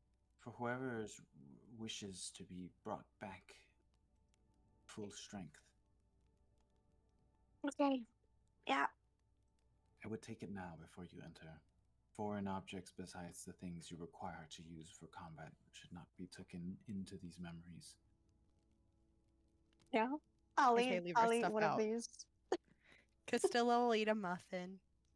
What's it taste like? It has absolutely no flavor. Oh no. Delicious. You do That's feel for somehow worse. about a minute, your body shakes, almost like a vibration, and you feel that sensation of pop rocks all over. Oh, your okay, so your this is just ticks. So you're giving us ticks for a minute, Jesse. Oh la la. I mean this lovingly, by the way. Oh. Your hit points would be restored, and your spell slots would be restored as well, if they're not. And anything else like wild shape as well. Sweet. I'll take that. Yeah, next time you might want to add a little more sugar, but it's not bad. Ceci has her tongue sticking out and she's like rubbing it. I imagine that sugar was not used at all. Perhaps the mushrooms caused a bit of an issue. Oh, yeah, Oh. no, that would be why we're a little shaky. But it's fine. It's not bad. What kind of mushrooms? They were growing on some of these doors. No, Oh I don't my want to God. know. No. Door mushrooms are good. Good food. No. No Castilla more. slowly chews the bite that was left in her mouth. This is fine. Spiz is No- like no nodding more. approvingly. Spiz loves this woman's cooking.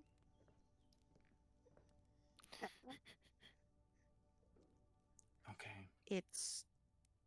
It was great. No, it wasn't. It's good for the material she has access to. It's fine, Cersei. I hated it. Well, right. She opens the door. And you're sucked in, all of you. No, again. Hey. You land.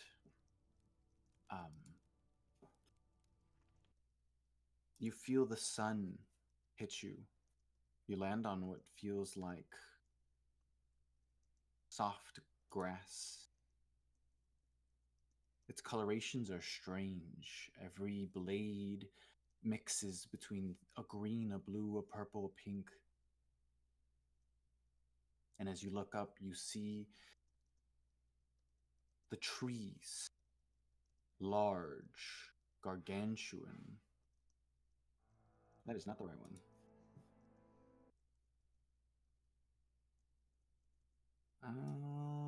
Let me.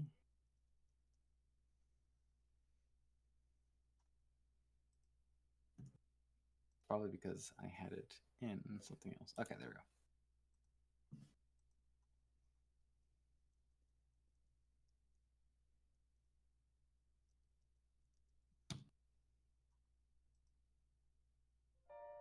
The trees, gargantuan.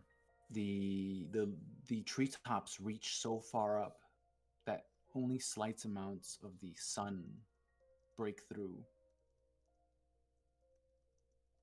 And the trees are vast. Everywhere. No sky is visible besides small breaks within them.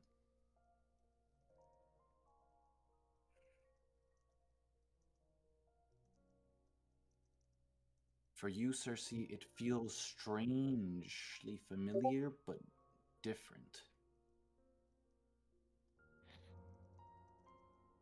The ether is thick. It's almost a little hard to breathe, like it's humid.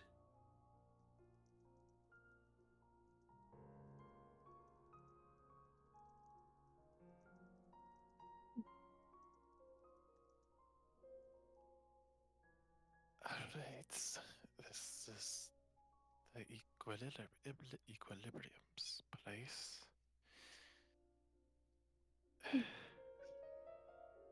Reminds me of our Feywild.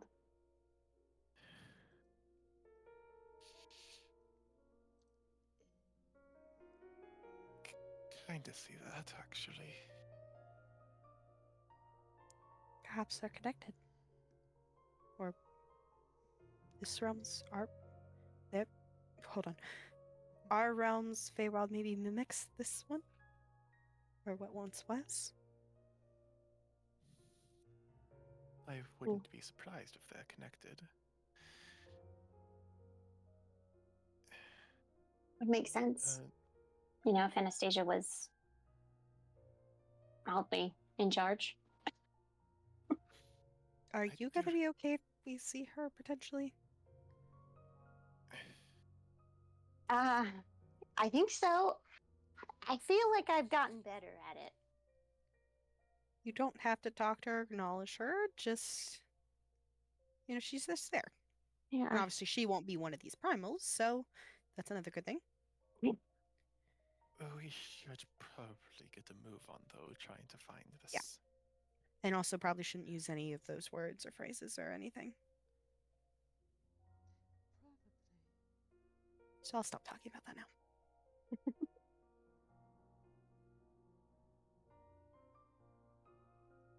Okay.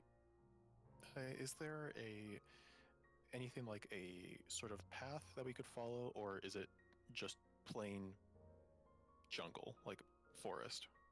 Well, you see vast forest almost everywhere, except what's quite noticeably visible, not too far off. There seems to be people kind of entering in and out of what looks like to be a village of sorts. The buildings from this distance look weird, not an architectural design that you're familiar with. What do the attires look like? Like, is this a more tropical attire? Is this like, do we stand out like a sore thumb kind of situation? You definitely stand out a bit. They look more natural and tribal, but not full on tribal. A bit more tribal, Using but with using some- nature. Yes, using nature for their attire. Not every one of them, though. It seems like there are a specific group of people that are wearing much more formal clothing.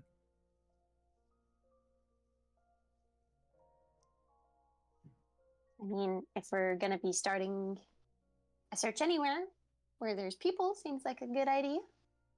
Yep. Just look for nobility, worship, trauma, and aether. Nice. I think we can figure that out.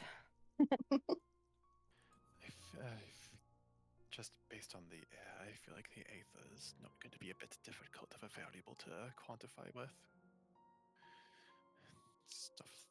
Stuff is thick here. Well, we are in someone's memories that are consumed by aether, so That is probably part of it. let's just keep an eye out, okay? Yes, it is likely to be more concentrated actually. So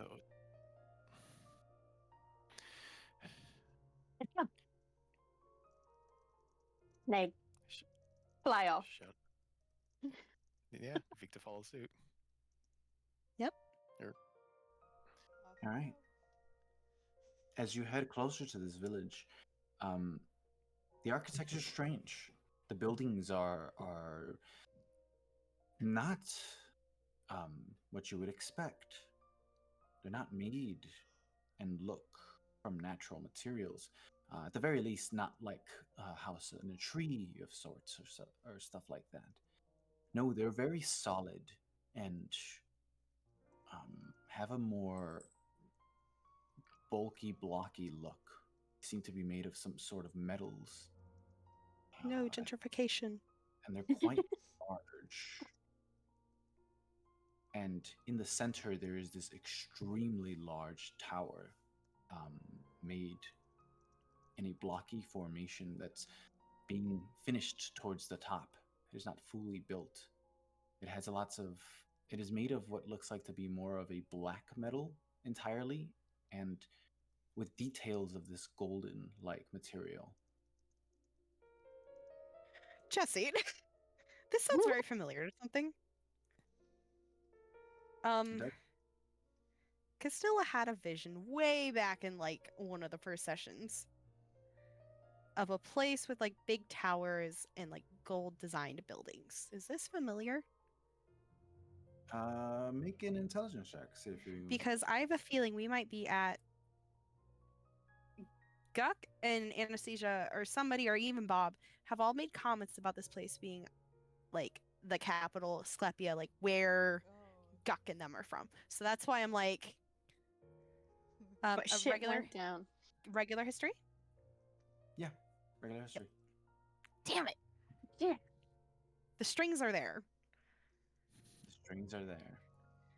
You remember? I will tell you. You remember the main capital city of Asclepia wasn't this design. It was a much more silver metallic design to the Silver. buildings. Okay. But you have heard of this design before, and it was something mentioned to you by Guk at some point. Damn it. Let me go find my notes for a second, guys. I'm just like, oh shit. Scroll Oh. back. Find when Guk told us about many things. Okay. Everyone just continue as I freak out. You see individuals kind of walk in and out, and they're carrying things. The individuals that look like they're more in tribal outfits are different races. Some large, tall, almost animal-like folk, elephant, tiger race. Ooh. Many different here, assisting in their own way. All the individuals that are wearing more formal attire are all a strange sense of half-elven or elven. They look elven, but there's something different about the way they look. Asclepian.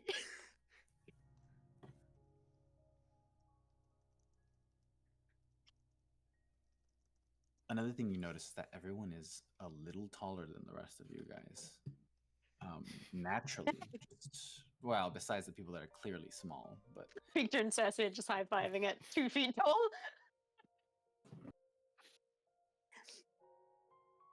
and Does anyone... there's something else. Mm. A lot of individuals seem to carry on them these like on their waists, not really wearing them, different masks. Some of them are made out of wood. A lot of the elven Oh. folk have some that are made out of a more a goldish, blackish color to them. Very porcelain. Mm.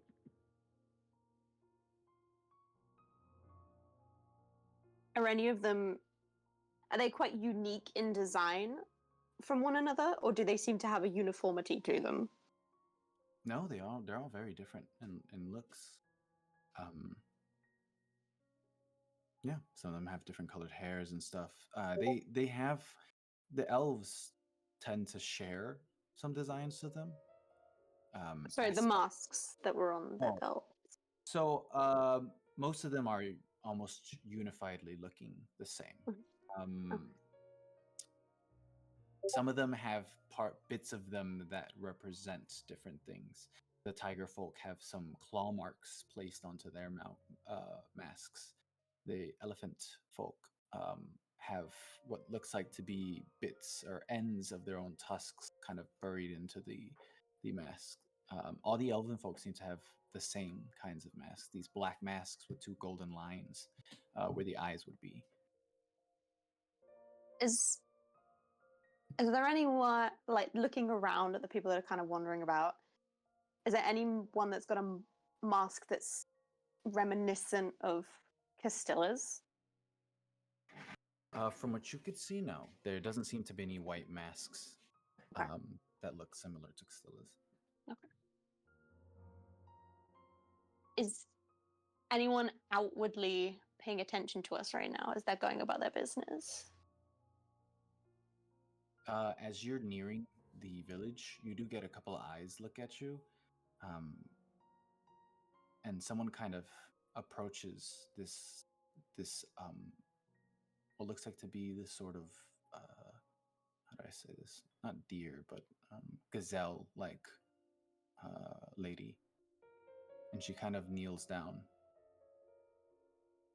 Are you kids lost? Ouch. She read out Wow. like a book. We are so clueless. Visually, jeez. Where are your parents? Guys, how old are we? Now I'm concerned because I'm wondering how old we all look. You all look the same. Yeah, all right. Well, Maybe we're babies. Yeah, maybe And everybody just else guys. soulfully we feel young. We're itty bitty. Itty bitty. I mean, I'm kind of old enough to walk around without my parents. No offense. Same here? Oh. I'm sorry, I didn't mean to assume you were children. Your ether's just so small. I mean, that would mean you're young. No, it's okay. We are a little lost, I believe. We're not quite sure where we are. Ah, you must be from a different part of Asclepia. Sure, let's go with that. These are the Great Woods. You are currently in the future capital of the Great Woods. We're relocating and assisting the Queen of the Great Woods, or the leader, sorry. She no longer goes by Queen. She refers to rather be referred to as more of a head or leader or guidant. Mhm.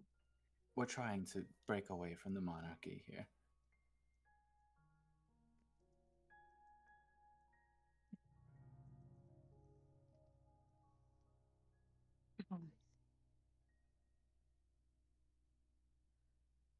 Why? I swear to God. Scylla is just kind of keep quiet but nodding along, like, yes, this is so normal. Is there anything you're looking for?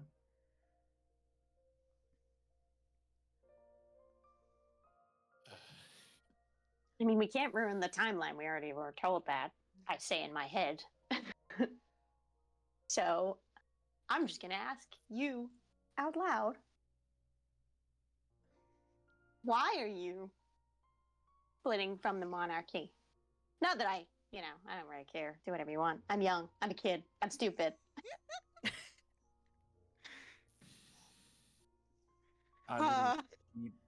She believes that perhaps a monarchy isn't as healthy. In fact, she doesn't really want to be in charge as much anymore if it wasn't for the fact that we all voted to keep her in. Yeah, I feel that. It's fair. I mean, monarchies aren't for everyone.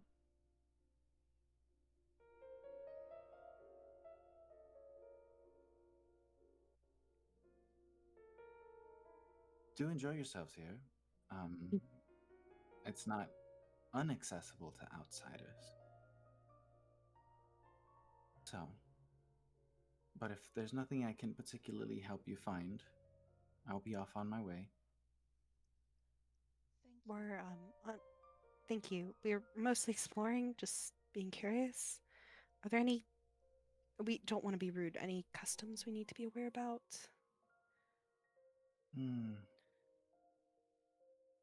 Don't harm anything out here in the nature. Oh, absolutely.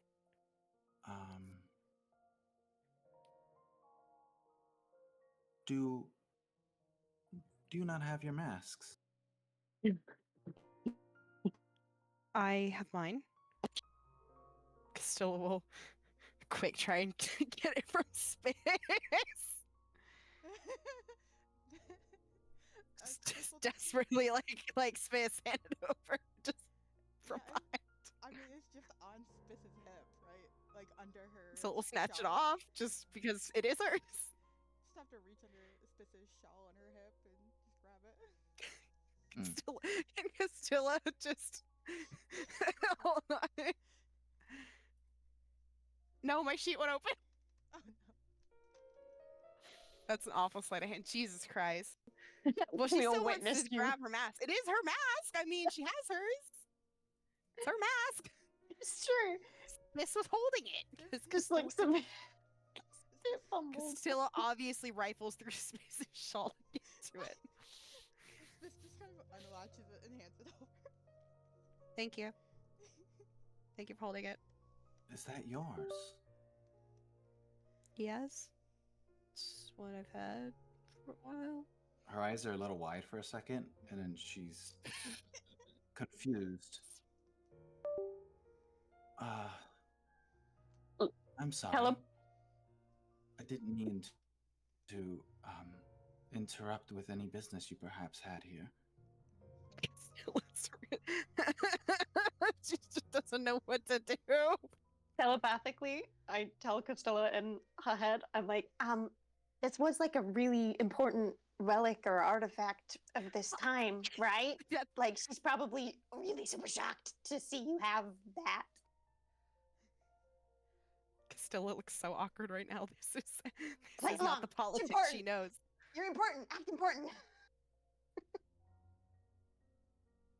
Just awkward smile, holding her mask. Doesn't really know what to say. We're not really here on any official business or anything. Just looking. Being curious. Well, as long as it's nothing that is of concern, I'm glad. It's a bit just mind my nervousness having someone from one of the three seats up here. Yeah. Yep. Please, obviously. Usually the That's moon like is still allowed. screaming in her head.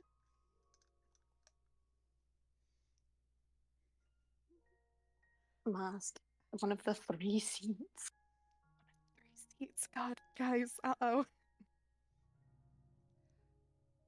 You know, I'm just a little, I feel a little stupid right now.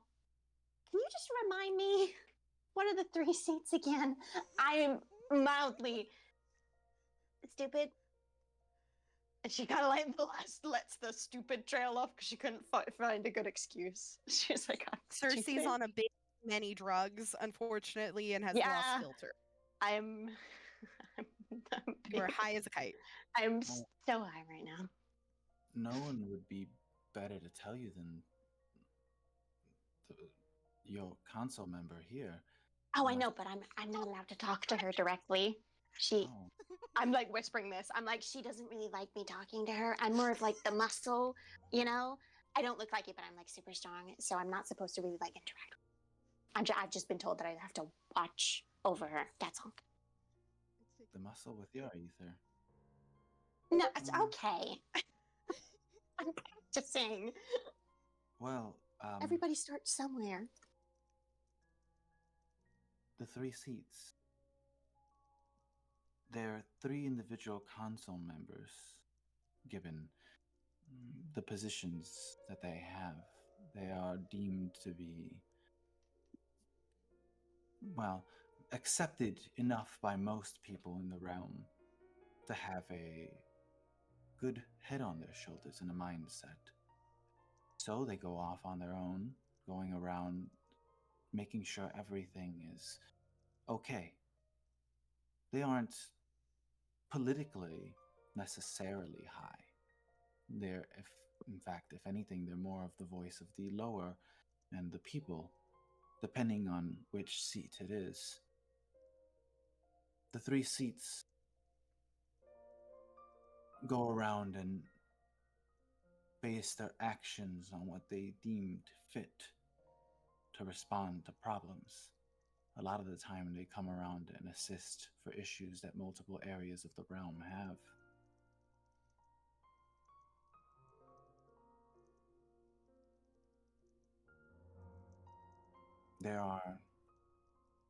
Their names are essentially given to them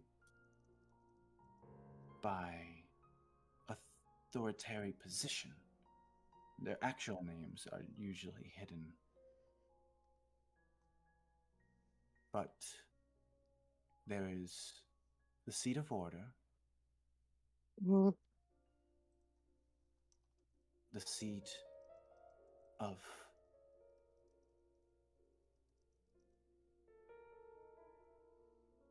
sorry.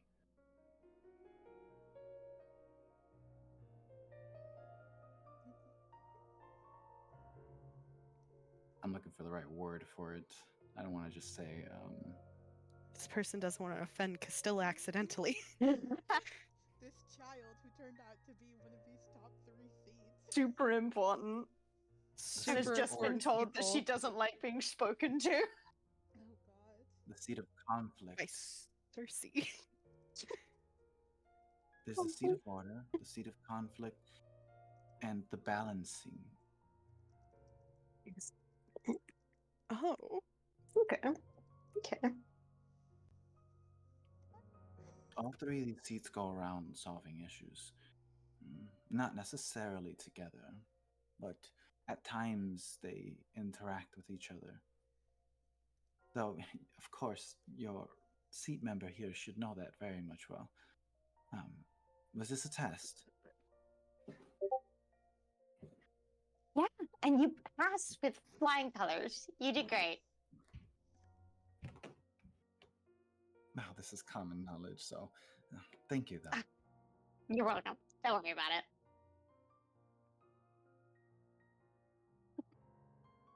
I did not know that the position of, well, the position of balance has changed. If I had a goddamn nickel. The position. Don't mind me. If I remember correctly, the last person who was in the seat of balance was Sabik.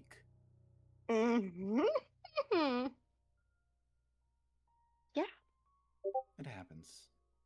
They are the names of the seats, and occasionally the members do change, depending on whether or not the last member decides to step down or through unfortunate means, which is very less likely.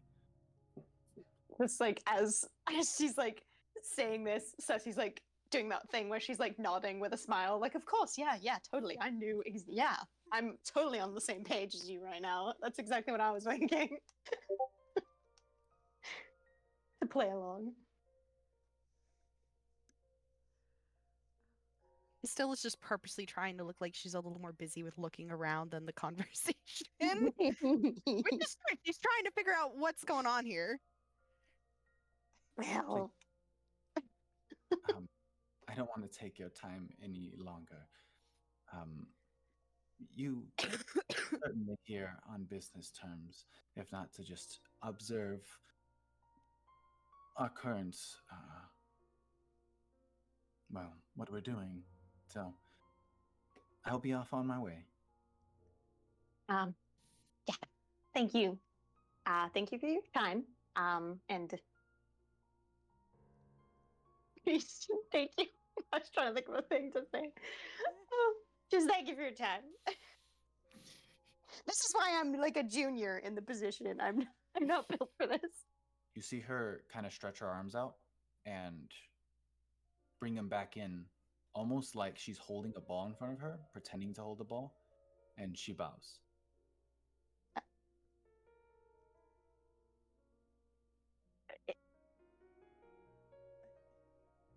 I nod.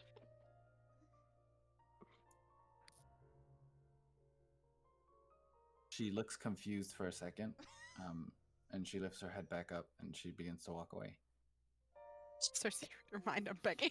I'm begging. I want to know what she thinks of us. Fine. I'm Why worried do she's gonna know. children? They all know. Well, Oh shit, you're right. I guess she doesn't know if I open my mind, but if I delve, she does. Okay. You don't have to delve. I'm That's just so saying. true. Yeah, okay. She walks away. When she gives me that look of like confusion when I nodded, I fear that it's probably because I should have done the thing. But can I detect thoughts in that moment of what is she thinking? Surface level thoughts, you do get, that's strange. I hope I didn't do nothing wrong. I wasn't sent off with the formal gesture. She's so gonna get us arrested. No, okay. In a delayed reaction, I copy what she did.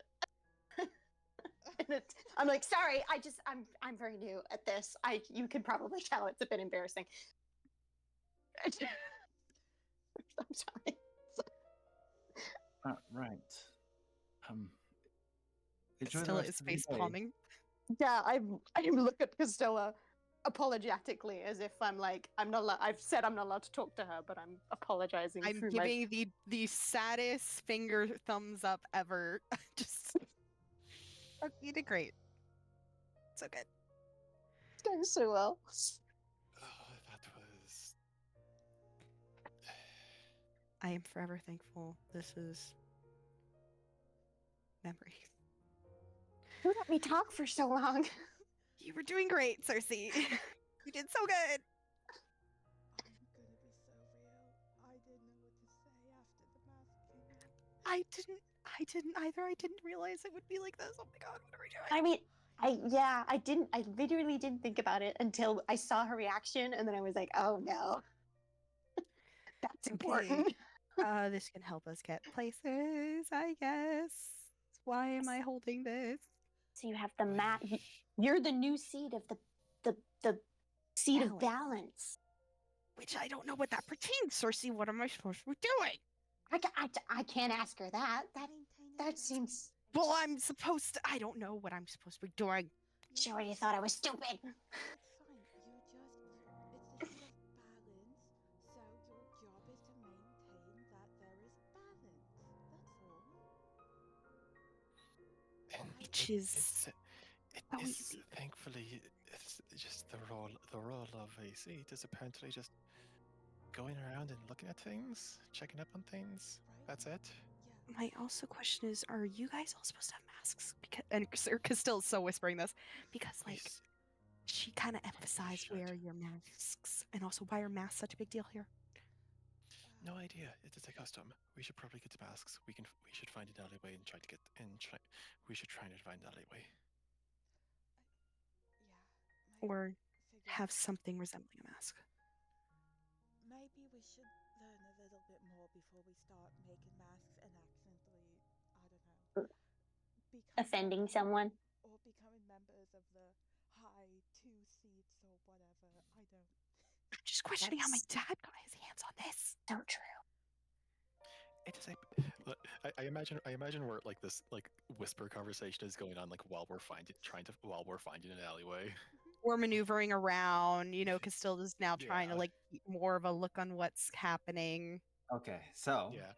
as you're going around, I will note that you've noticed these buildings are built very separated and far apart from each other. Oh, There's no such alleyways. thing as alleyways in this village. Damn. All right. I mean, technically, if this is a memory of a time and the outcome is always the same, we don't have to worry too much about fitting in. That's true. I am but whispering, also- but I fear that It just feels for context. better to not to lower the amount of tension we raise and any sort of conflicts that may result from that. Yeah. Only if we can make them though, because like surely if we go and be like, "Hey, I want to buy a mask," they'll be like, "You came all the way here on a diplomatic mission without your mask." Broke. Let's just continue. It broke. It broke. Castilla just sighs. Okay. What we're going to do is we're going to continue as if we are here just checking things out, keeping an eye on things. If anyone asks, we are just here to check things out. Nothing As- official, just As you're walking and talking, whispering. yeah, whispering. I In need the to emphasize that. distraction, Spiss, you bump into somebody and you kind of fall back on your butt. And the other individual falls down and they drop a bunch of things. Oh. You see a large amount of books dropped, and this individual is kind of beginning to pick them up. I'm sorry, I did not mean to bump into you. I was distracted. No. I'm sorry, it was distracted as well.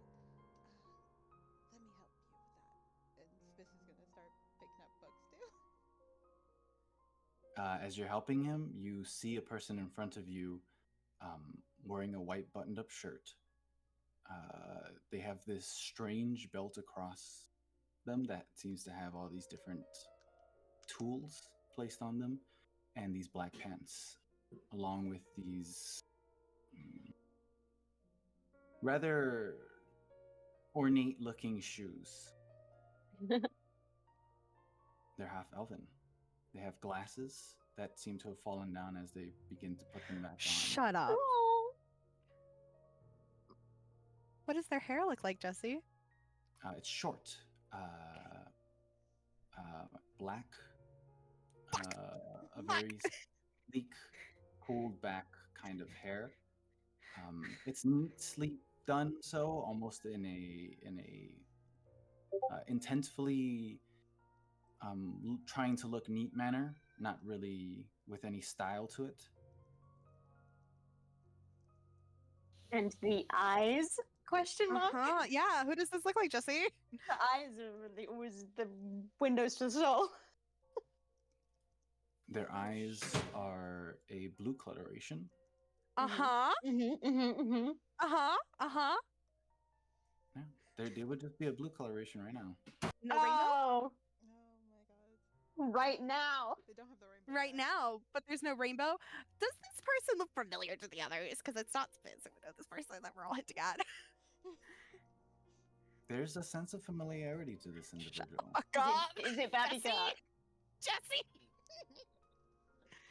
Okay, guys, it could either be Guk or it could be that third sibling we think there might be. Third So- mystery. Oh, that's so true. Or I it mean, could be an ancestor. There's one easy way to find out. We just Yes. yell his name. As you help him, Spiss, he kind of grabs all the books and he stands up and he's like, "I'm sorry. I apologize, Miss Stella.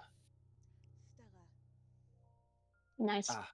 Miss Stella." Stella. He puts his hand out to kind of shake yours. Spiss reaches her hand up to shake. And you are? Yeah. Fenris is my name.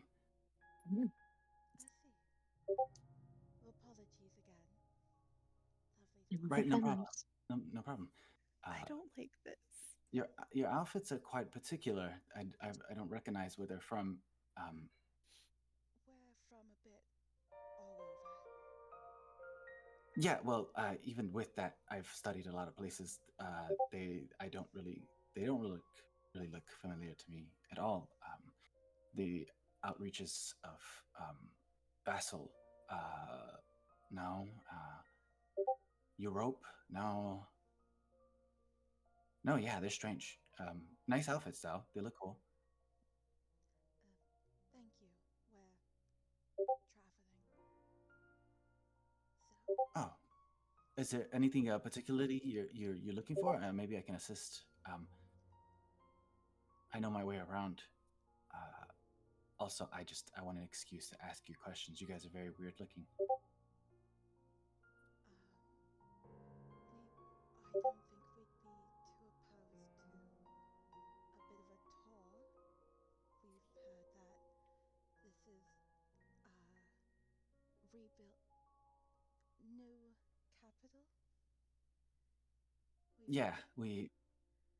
We're building the new capital here.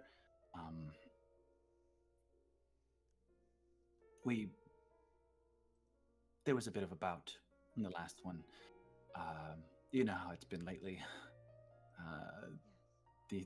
The forces of the warped tend to occasionally decide they want to attack a place, and our last capital was attacked by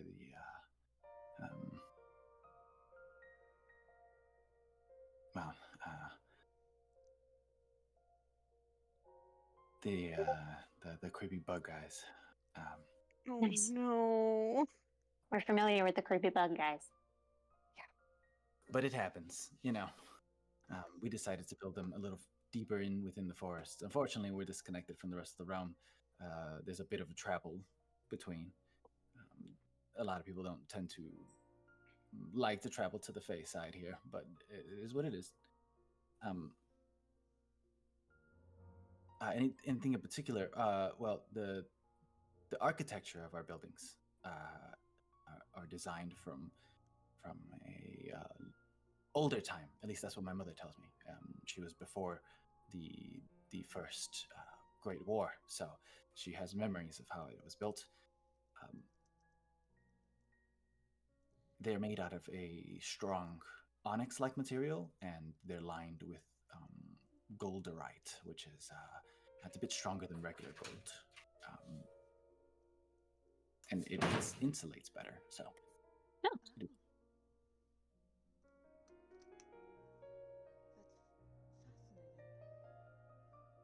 Yes. If you don't mind if I ask a question in return, Of course. Right ahead. where are you from?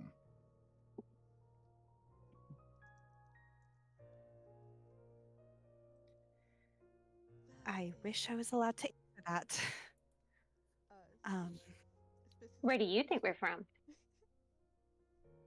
With your varying attires, I have no idea. I'm quite not seen most of these attires. They look almost reminiscent to certain other fits, but it's just very different. Spiss is gonna And like he nudge Castilla for the mask to like Anastasia the mask. Castilla is that's kind of what Castilla was hinting at with I wish we could tell you when she kind of Oh, gives like the most half-hearted grin ever. Of sorry. wow, you won at the 3 seats, huh? They, someone stepped down? That's strange. I'm Sabik's replacement. Ah, okay. And Sabik was your master then. Wow, that's quite interesting, actually. Huh. So then you're all from the Rod, the capital of Asclepia. Give or take, yes. I've never been there. I've been quite interested to go, actually. I've been thinking of probably setting out sometime in the future on my own. See what the world's got to show me, you know. The world is an interesting place, so by all means.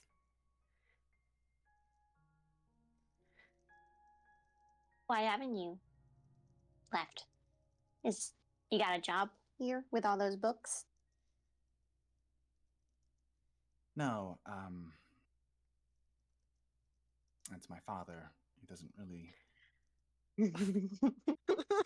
Guys, can I just ask him telepathically? Really let me out of his sight very much lately.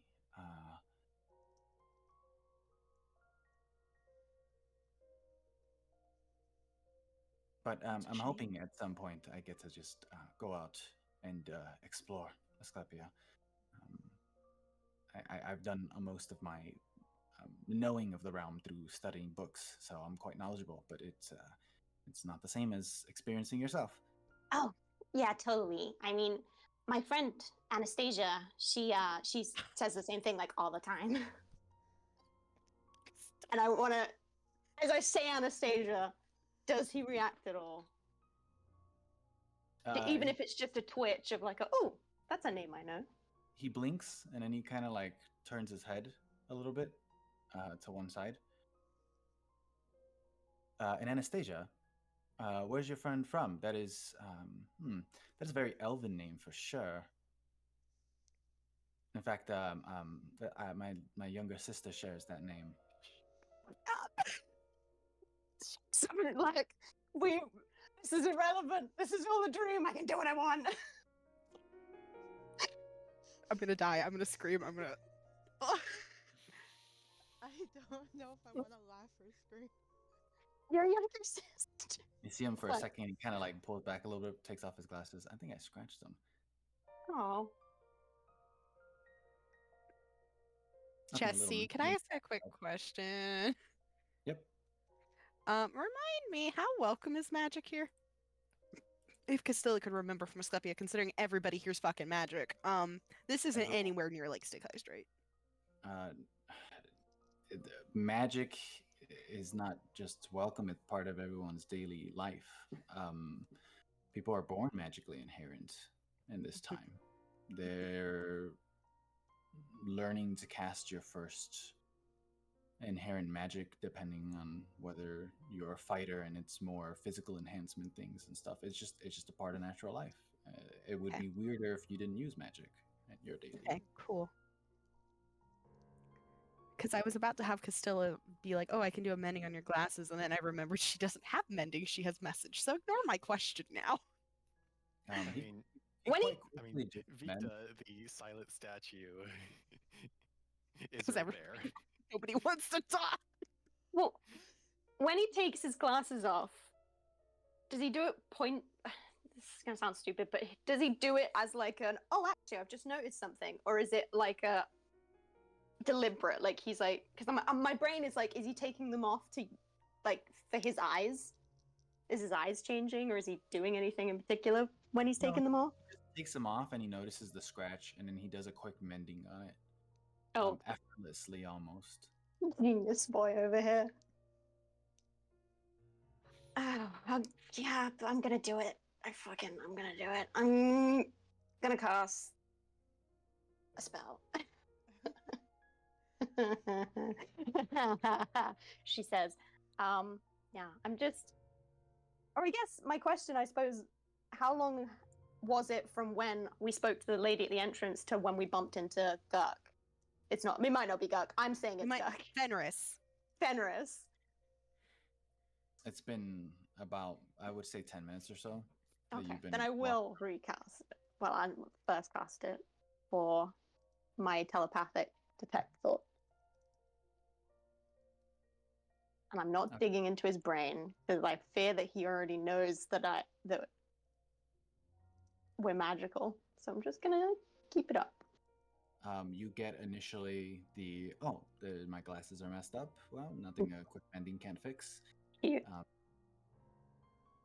And as he puts them on, he looks up. He's just like, "These are very interesting people. I hope I can learn something new. I've never seen." Oh, He just wants to be friends, guys, and he wants buddies. who We've he can ruined talk it all. to. we've ruined it all. We've lied to him at every sentence. I just. Listen, How else do I. Younger sister. Sure, I guess. and Yeah. he then asked us, where's our Anastasia from? Yes, thank you. I was trying to remember what the last thing was. Honestly, we're not quite certain. She's kind of mentored in a way like Speak did. She's very, very secretive, unfortunately. Ah, okay. Oh, that's interesting. Right. This is the head tower. It's currently being fully built and finished almost. It's going to stand quite tall, and it tends to, once it reaches the top of the canopy, it's going to reflect a lot of that light from the sun that's being covered. Yeah. Sounds like it would be very pretty. It will. It's going to be quite spacious. I don't really feel comfortable living in such large areas, but it is what it is. Do you live here?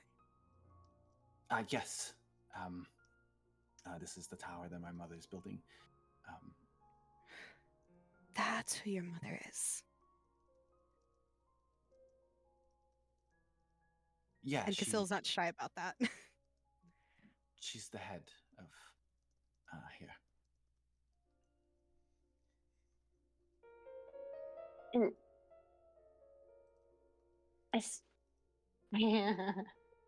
I have no filter. What's your mom? What's her? If she's gonna be the leader, I guess. What's her name? She's been the leader.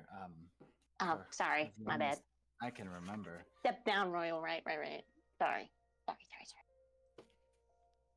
But still, my question still stands. He kind of gives you a confused look. I do still have detect thoughts up. And he looks towards Yukastilla. That's Yeah. strange. If she's a seat member, she should definitely know her name.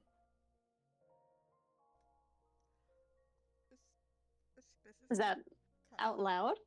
No, it's in his mind. Oh, that's what I heard. Okay. I will follow up with the same thing that I did for the other lady and just be like, I mean, I'm just not, I'm kind of new to the job and she does the whole whisper thing again. And she doesn't really like me, asking too many questions. So sometimes I feel like I have to ask questions myself. We're all new at this. I'm sorry. You don't have to answer if you don't want to.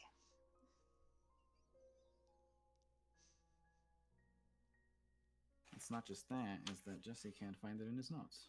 Oh, Is it, Jesse, is it perhaps Morel? Because we've all been debating this. This is when the curveball comes out. It's not. You're wrong. I would freak out if it's actually not her. It's some I would be woman named Susan.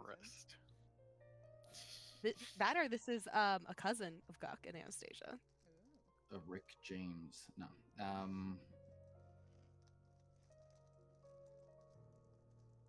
Morel. Is it our queen? Our queen from the one shot? Your queen. Our queen mother, Regent. There we go. Her name is Morel Tamalon. Shut the Ah, fuck up. There it is. There it is, ladies and gentlemen. The players are freaking out. The characters are like, oh, huh, we've heard that name. Yeah, Cersei, that sounds familiar, huh? No, totally. That Tamalon. That was it. Sorry. I completely spaced.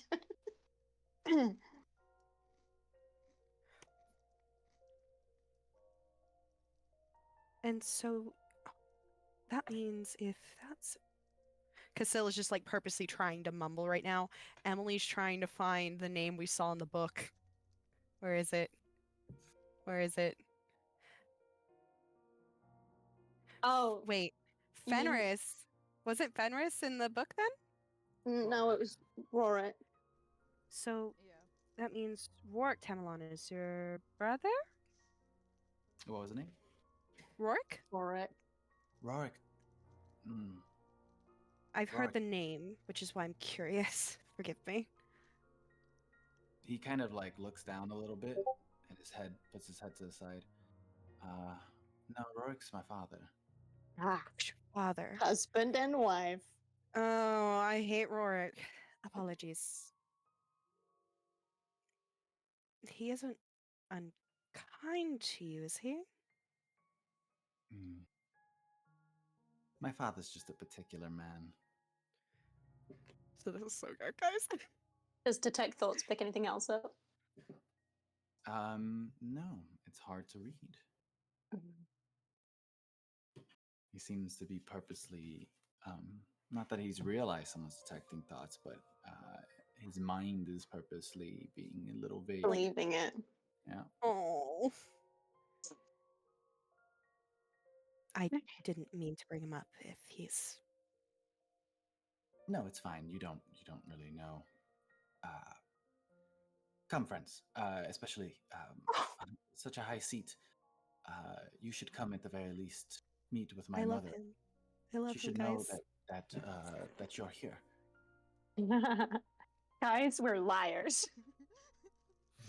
We're lying to this poor sweet child. Guys, we're lying to Guk's face. If this is Guk. That Guk also and- means, out of character, this means that Rorik has been in the tower. Mhm. Yeah, Yep.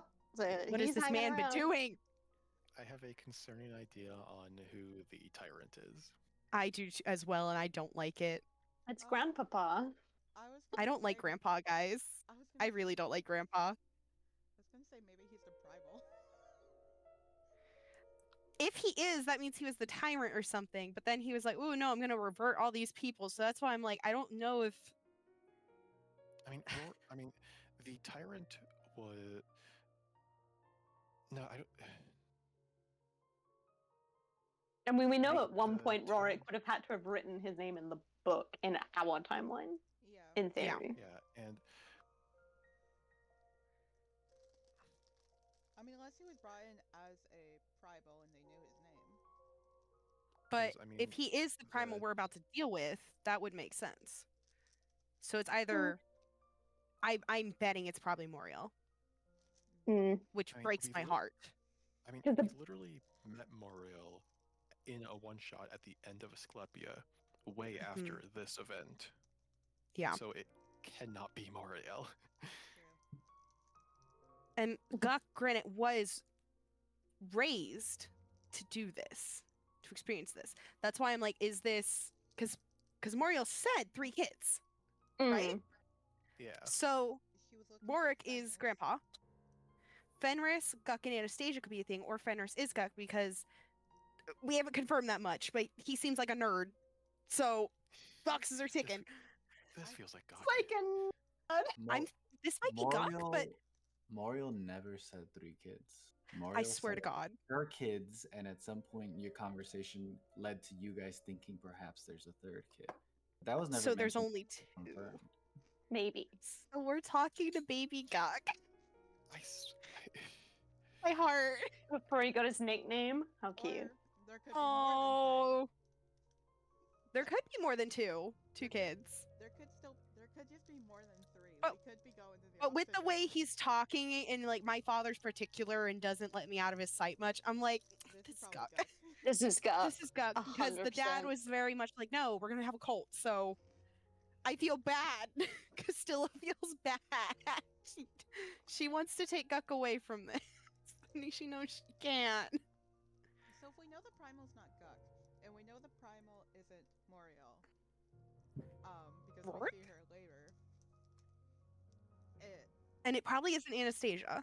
it can't be Anastasia at this point, I don't think.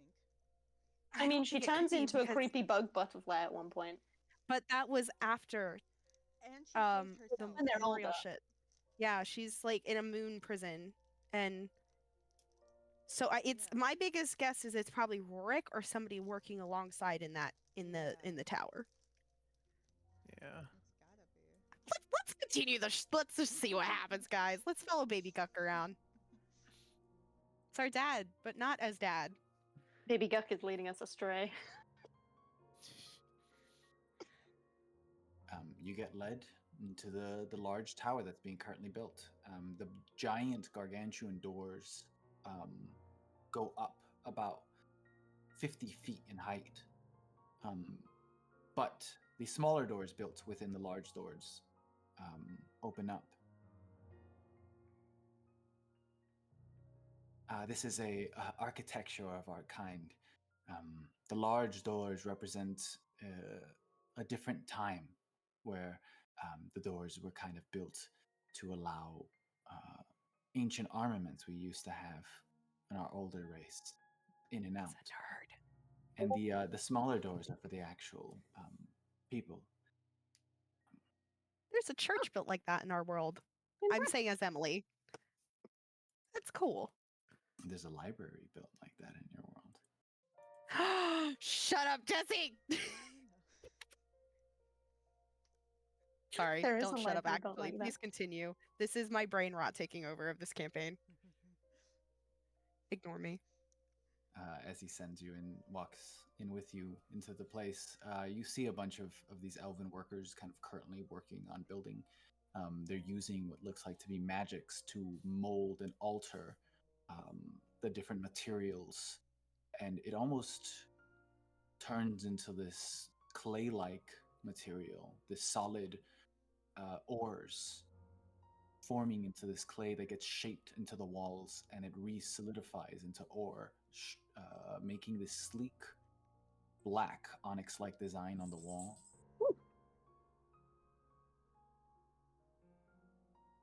Okay, are they? Yeah. Vika is looking very respectively at such a process. Can I do an Arcana check to see if Vika could recognize, to see if Vika could recognize any sort of the motions or anything that magical effect would be from. Go for it. 16. 16 is pretty good. You can't tell exactly what it's from, but you know it's definitely alteration magic.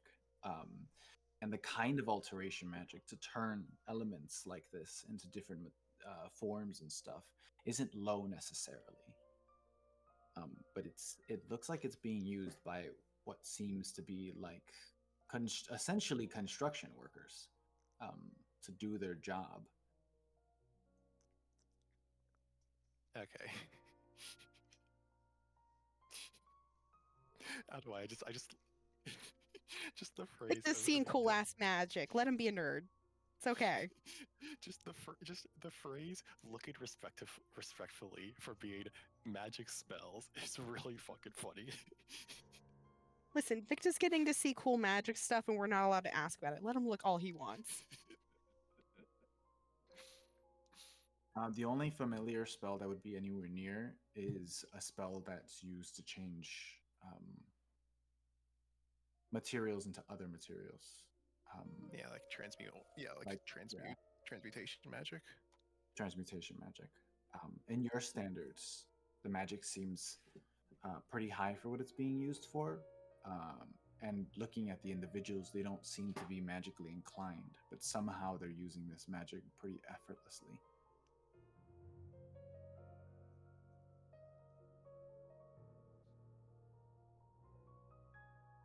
Yeah.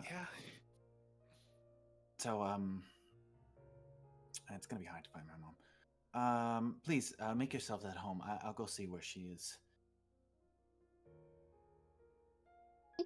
Thank you. Bless you. And He Guk says to kind of- somebody, and Guk kind of walks off, holding his large books. One of them kind of falls down, and he like lowers down to pick it up. And he goes, "Oh man, I keep dropping everything so much." I love him, guys. Oh boy. He's such a nerd.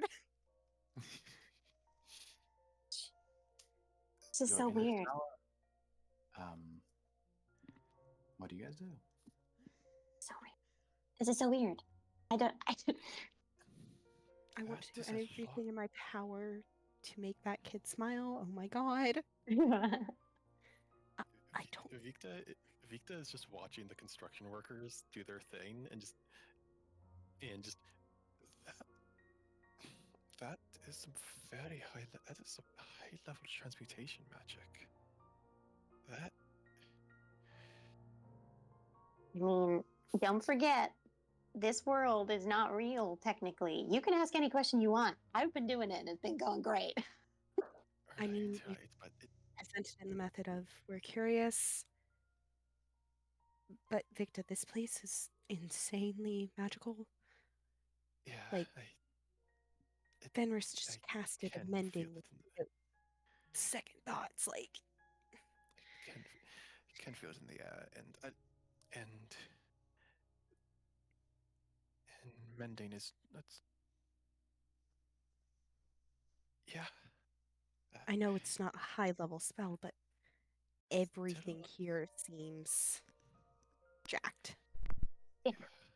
Not in a bad way, but Yeah, that it's just apologies. It's just So, do we nothing to apologize for. know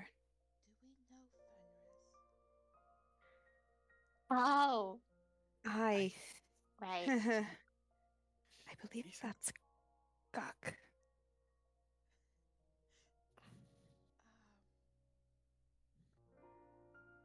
do you get Guk from Fenris? Castilla left her journal back out in the hall because they said only bring combat. Oh, Spiff left I nothing. mean- Spiff didn't care. I mean, a lot. It's like how sometimes people are called William, but people call them Bill, even though it's like not the same name. Could be a nickname. Could be him trying to. It could be trying to distance from his past. Could be something for. Could be a name given. It could be a given name from the A team. Any sort of Yeah. possibilities. Could simply be a middle name that he's used that he prefers.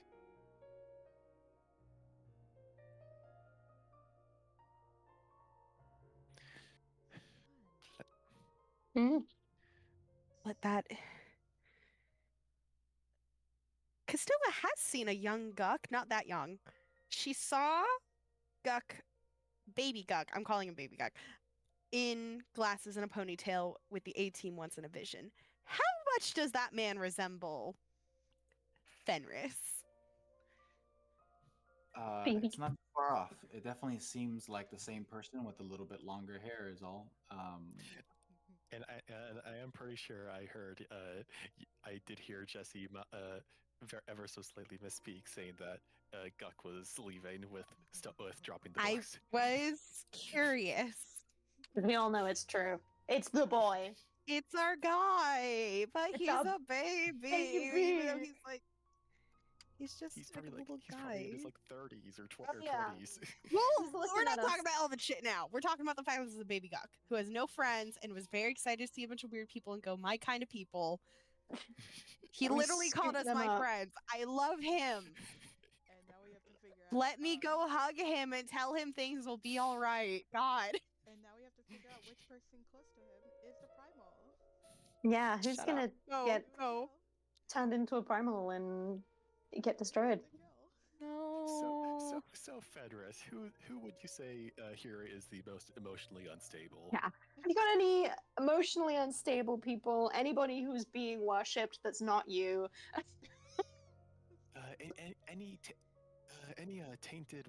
Any tainted aether in the area here? Good question. Yeah, just some casual, God. quick questions here. But no, for real though. This is so weird though, right? Like, It certainly is. I know it's just a memory that our actions literally have no consequence outside of this, but it still feels.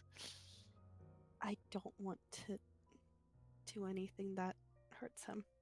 I've just I know been it's a saying memory, this. but also, why is he here? I don't Him know. of all people? He probably lives here. Or participated in some sort of the construction, I mean, possibly. But that If- means the who we're looking for is connected to him in somehow, in yeah. some way. Because otherwise, the I'm sure we vision could- wouldn't have created all of this. I'm sure we could get. I have a feeling that the top of the tower is important in some way. I mean, it is going to be the centerpiece of the capital. So it doesn't feel out of the question to be the center point, the epicenter of where things go on.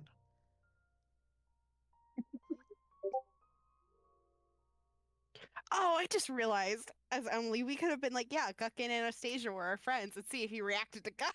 Oh, God. Next time we see him, next time. Next time. We are hugging him before we go. I am saying this now. This man Oh, needs a God. hug. Forget the There's no memory. consequences because still is gonna hug the damn guy. You know? This feels I mean, very I much think so. we're. There you go. I mean, I was just gonna say, I think that if it is the top of the tower, Guk seems pretty forward in letting us have a look around. Well, he doesn't exactly. Well, it's not like he knows anything is going to be happening. And I think if we can get on Morel's good side, maybe a tour isn't completely out of the question. We have the chair of the seat of Bathant here. Yeah. So we can we're examining the construction to make sure everything's good. I Yeah? think Or- that's a weird lie. It could more so be getting to meet people. I'm new to this. We're all new to this. That works too. I think that'd be a little more construction would probably make people panic, and we don't need panicking right now. No. I was just thinking. But it is a good idea. I was thinking lead construction so that we get more of a look around.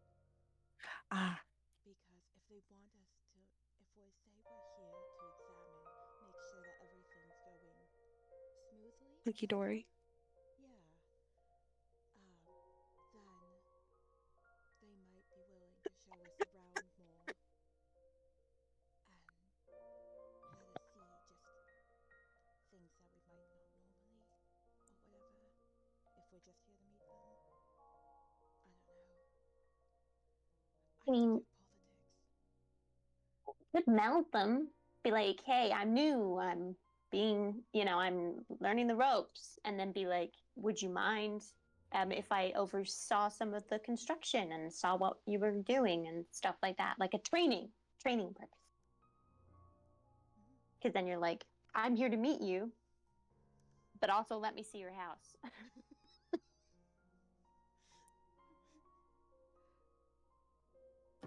new and first order of business is making sure everything here is going smoothly. It's fine.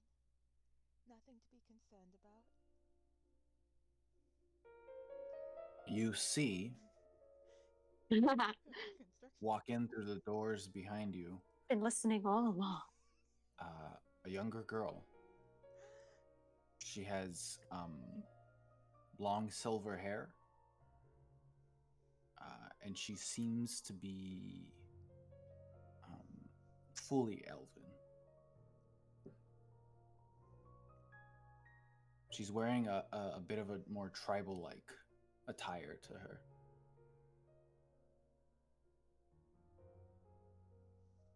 Hello? Hello.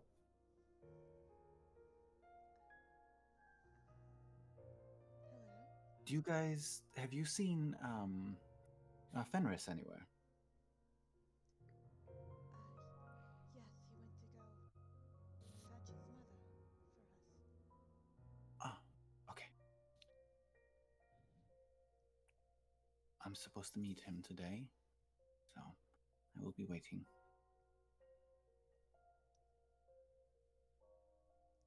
Are you here to see him as well?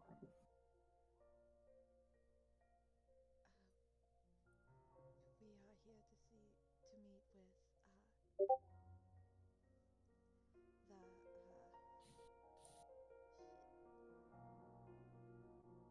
called? Morel. Morel.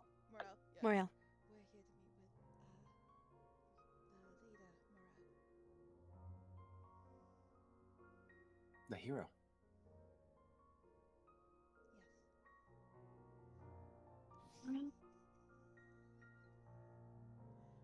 Yes. You look quite peculiar. You particularly. What's your name? Oh, I am Stella. Ah, Sophia. Yeah. Pleasure to meet you. Why are you laughing, Stabby? Huh? does, does Sophia have any emotional trauma that she might be letting go of soon?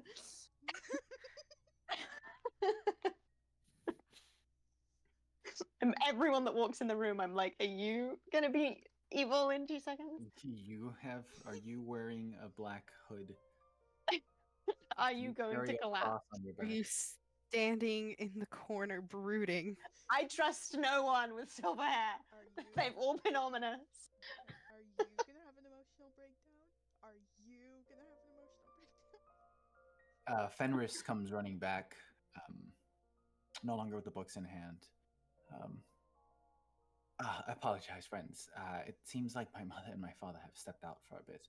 They should be back by the end of the day, but I can show you the rest before then so that you're not bored waiting. And he kind of looks over and he sees Sophia. Ah, Sophia.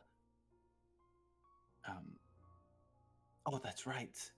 You were supposed to come over today, and I was going to show you how to do basic magics. Oh, buddies. They're buddies. And Sophia speaks up. It's fine, Fenris. I see that you're busy. I'll just stick around and wait. It'd be fun to show people around, especially your friends. They seem quite different. I mean, only if you. Sure. I mean, you technically had the the time slot first, so I say you have a bit more priority on the whole magic dealio. I have plenty of time to learn. I live here anyway, so it doesn't really matter. Besides, me and Fenris here have known each other for a long time.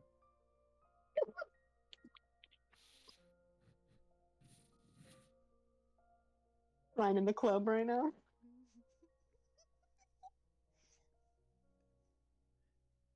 Cersei, that could have been your future aunt. I know. Childhood romance.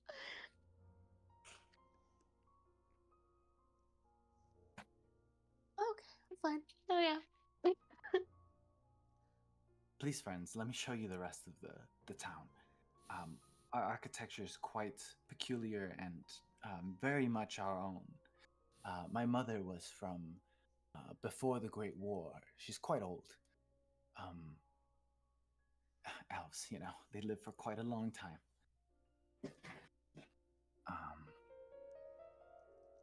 It's a little rare to be born of an elder elf race. Sophia here is one of the only newer born from the elder elf races. Her parents are both pure. I think the only couple that's pure elven, besides my mother.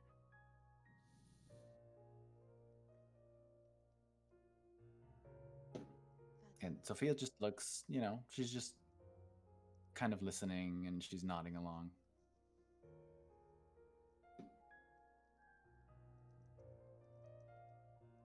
But there are quite interesting places I can still show you. We're opening our shop markets. We have the library that we're opening up as well. There's the church. It depends on what you're primarily interested in more.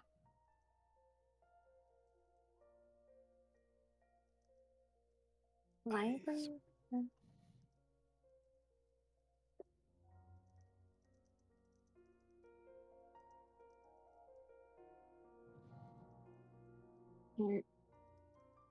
Do we want to, pass the time by reading some books? I suppose visiting the church wouldn't be a bad idea.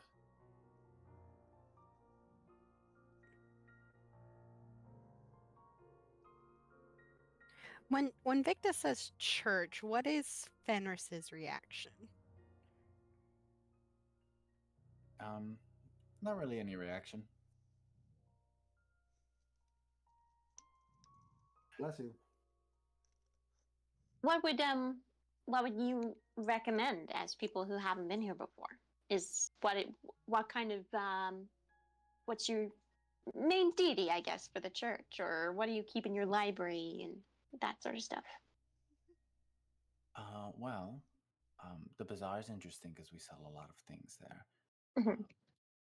But none of that stuff's really that interesting to me. I spend most of my time in the church, in the library, learning new things, as much things as I can. Unfortunately, at this point, I've read every book at least 3 times, so the knowledge is limiting for me now. I haven't been to the church too much, but Sophia knows much about the church. She helps there. That's where my father usually is. He's in charge of it. Cool. And Sophia, if you don't mind me asking, what sort of deity is the church dedicated to? Sophia kind of looks down for a second.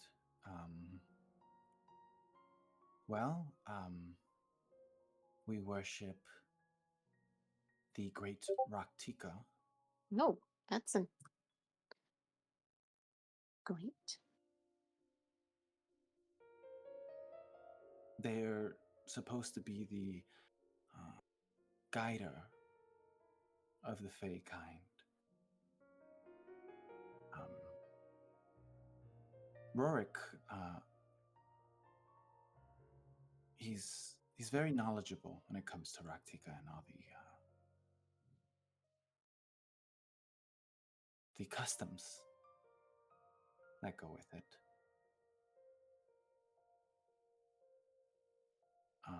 Only special people are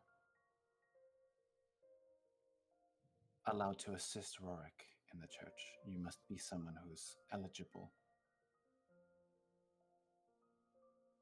And me being of an older elven bloodline makes me eligible. Is that something you want to do? Not really, but I don't really have a choice. I mean, I guess I don't really know much about your home, but I think everyone's got a choice. No. Yes, most people do, but some of us are kind of born into roles. I'm supposed to be what's called a shrine maiden. I'm going to be taught various amounts of magic. My ether is a lot stronger and pure than most. It's an honorary position given, and I'm glad to be the next shrine maiden. It does come with a lot of work, and a lot of my time is in the church. We're also given these at times depending on what we're accomplish. And she holds out her arm, and there seems to be runes like tattooed onto her arm. Like me! I do that too! I said it in my head, not out loud. That was an Abby, not a Cersei. Oh no. Is that's a cross-continental Feywild thing?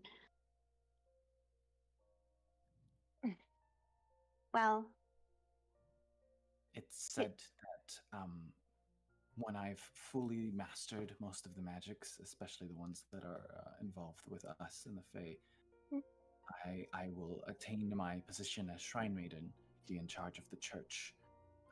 And in a time of great danger, I would rise up to the occasion and defend the Fae. I don't know how that's going to be accomplished. I can't really see that in my future, but it is foretold. I think Cersei hasn't made an effort to hide the tattoos that are like across her arm and like crawling up her face and her neck and stuff. But she sort of leans down to because I'm still flying, so I sort of like lower to be at Sophia's height. And I'll druid craft a little flower in my hand. And it will be, because nothing matters. This is all fake, but I'm doing it anyway. It'll be like a little silver bloom that the little tips, little peaks of it will have like flecks of like pinks and blues and that kind of reminiscent. And it's a flower that exists in the Feywild, in their realm, in her realm. And she'll hold it out to Sophia, and just say, having a duty is important. I know, but make sure you allow yourself to have a little fun sometimes. And she is gonna druidcraft a puff of like air that's gonna shoot the flower up into the air. And I don't know if you've seen those, they're like in autumn, those like, we call them aeroplanes, but they're like the spinning seeds that like fall out of trees. It kind of like spins in the air like that. Yeah, we have them over here. Yeah, I can't remember what they're called, but it kind of does that sort of motion, and then sort of like floats down slowly. And if she wants to catch it, it's there. But if not, it falls to the floor. She catches it. Thank you. Yeah, I try. Fenris actually sneaks me out at times, so we go around. We leave the village at times and get into trouble. Definitely something you should be telling a higher authority. Yeah. That's perfect. It's Don't let a probably trouble one of my hurt favorite things too. Yeah. And then Fenris speaks up. All right, then let's head out. Let's show you around in the church. And as he walks off to take you out, the door opens. A tall elven man walks in, or a human man walks in. Grandpa. Grandpapa. He has a large black beard. He's pretty large, tall, and imposing. Long black hair tied in a ponytail. I don't like him. He has his black overcoat kind of out. He doesn't have his arm in the sleeves. They're kind of open. And he walks in with a cane. You hear the cane hit the onyx floor and it echoes.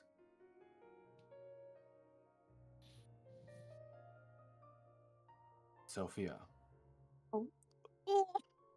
I don't like him.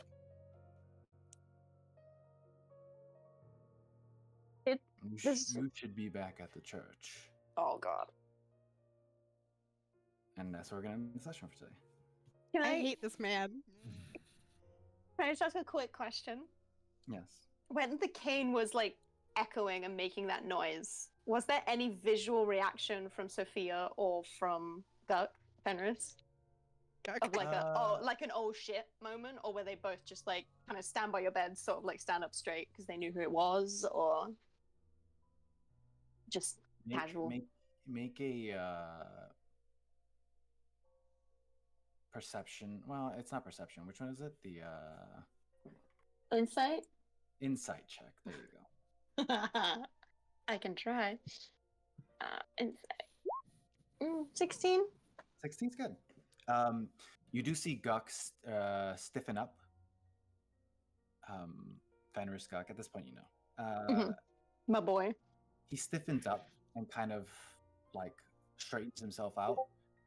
And you see Sophia kind of look down and a sweat breaks on her forehead. Oh. No, I don't like this Oh. man. I don't want to have to wait a week to be like, you suck. You suck. There's no consequences. It's Castilla's turn to be like, wow, I don't like you. Leave them alone. They're kids. That's what I mean. Shut up. There's no consequences in this world, Emily. We can do what we like. Castilla is about to be like, wow, I'm actually going to put somebody in their place. I hope. Leave him be. We could absolutely just deck this man. We could, but we don't want to start a fight. He doesn't. I need to will be say, primal. while there's no consequences, you are trying to lead into a conclusion with you there. So there is Yes. things that can stop you and alert the primal. If we get arrested. Something's wrong. So, yeah. But I also am like, haha, we gotta kill this man. No, we're not. No, we're not. I mean, he might be in our universe. You might get to see him again. Oh, Well, God. he's in the book, so it's a good chance he's probably dicking around somewhere. Just He messing also- about. That or the Cutting about. Primordials. So, like, He might you be know the what? primal. He could be the primal. or the Primal. Yeah, sorry, the Primal. I don't like him. Castilla doesn't like it when people are like that. Mm-hmm.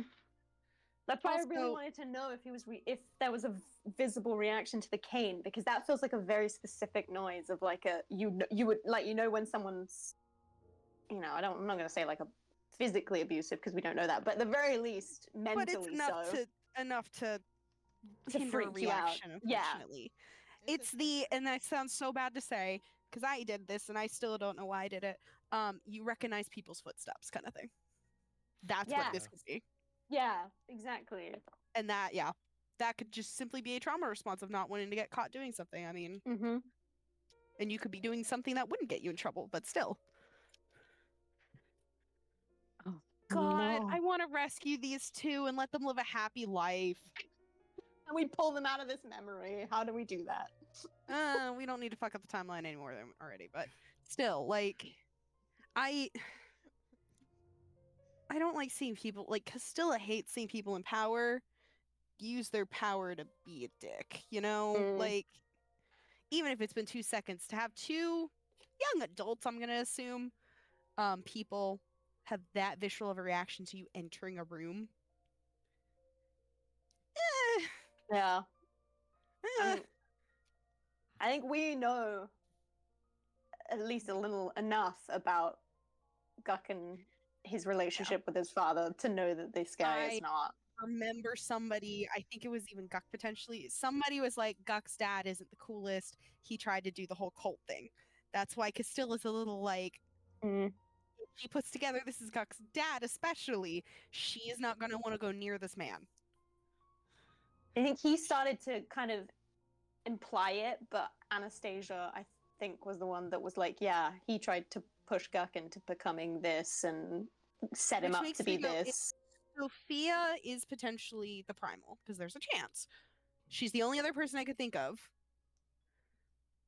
It makes me think that potentially if she was a primal and then like messed up somehow, why? Because like if she's the person who's going through all this cult stuff, Guk apparently isn't. He's just particular.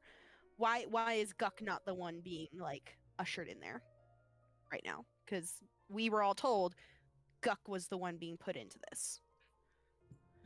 Well, maybe he's trying to do the whole worship thing with Guk, but she becomes a primordial for other.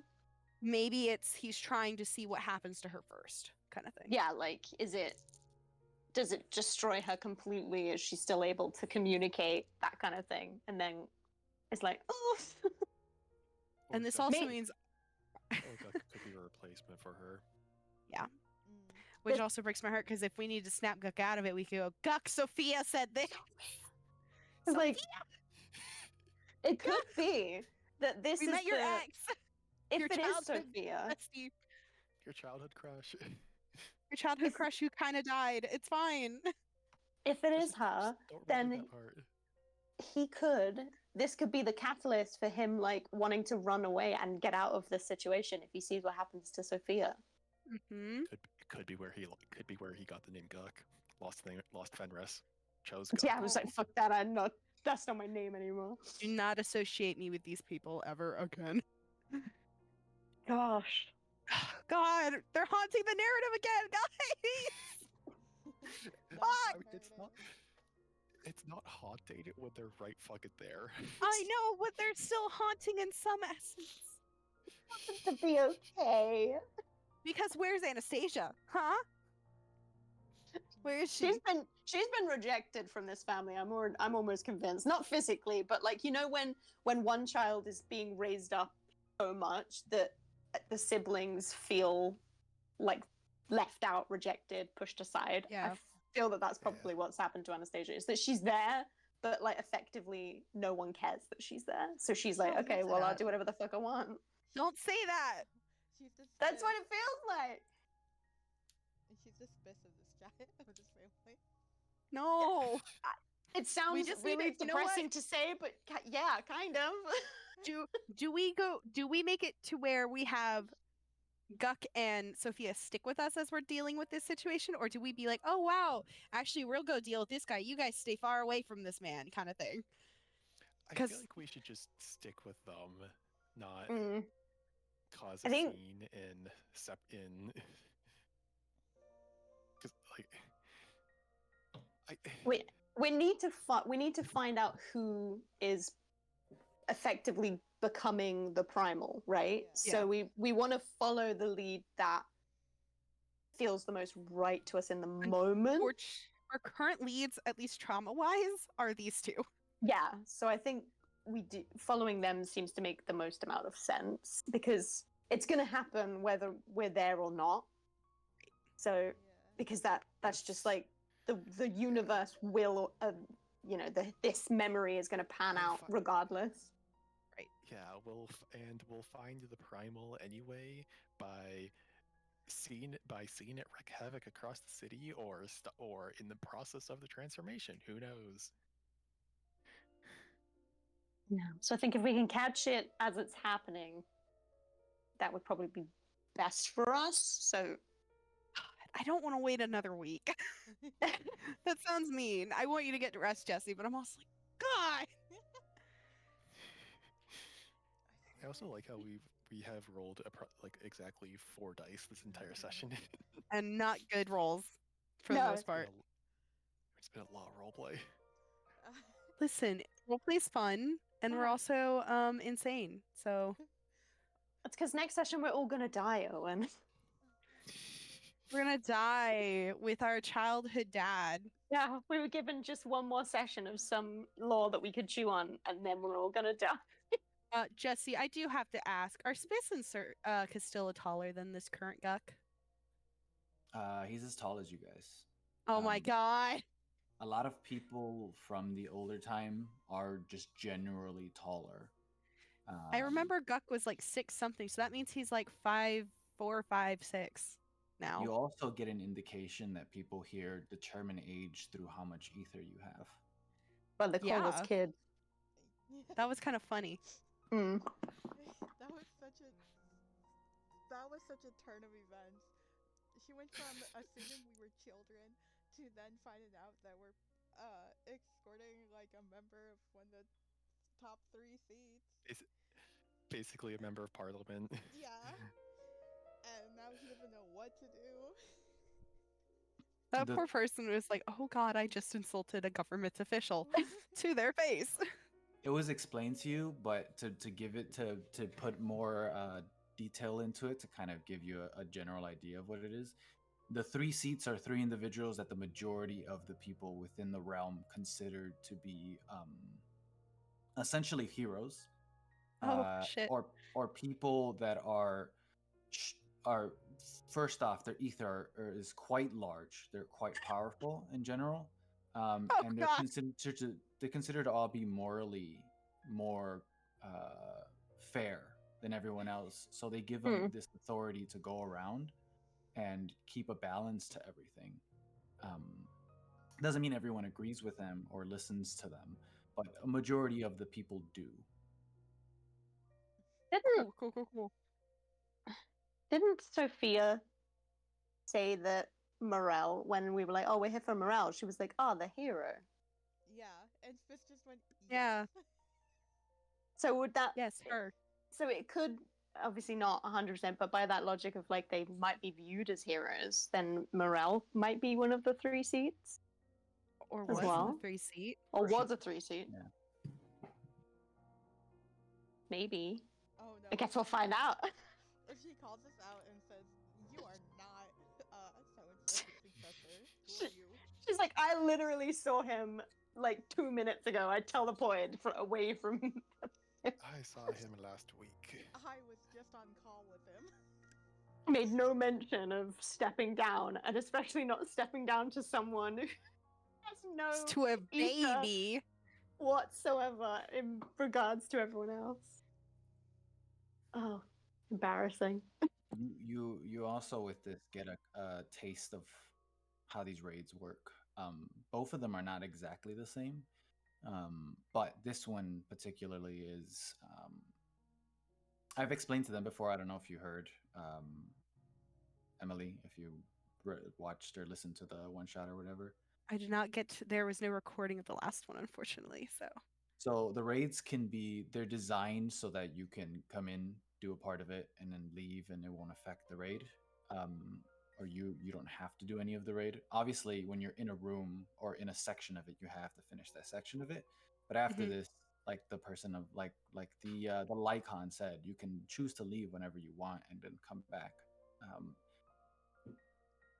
And it's not going to majorly affect what's actively happening won't majorly affect the main story, except if you to bring the individuals who are involved that have story to add with the raid. Which with the Tyrant's Tower would be Verse and one other person that you don't have, and they would add to the raid. But they're not necessary for you to finish it or do it. They would just add extra character moments and story. while you're doing it. Gotcha. It'd be like having extra dialogue options in a video game. Pretty You- much. you- Yeah. You pretty much had the like secret route added on for the secret And dialogue. I'll let you know who's involved in the parts of the raid. It doesn't that I let you know because I'm not gonna have you guess who to bring. So you already have the two people you need for Alexander. It's Pearl and Eve. Eve. Yeah, Let's go. and you're missing one of the people for this raid, and the only reason why I won't let you know yet who that is because you don't have them currently. Like, they're not. You know, with, party setup. yeah. Met them.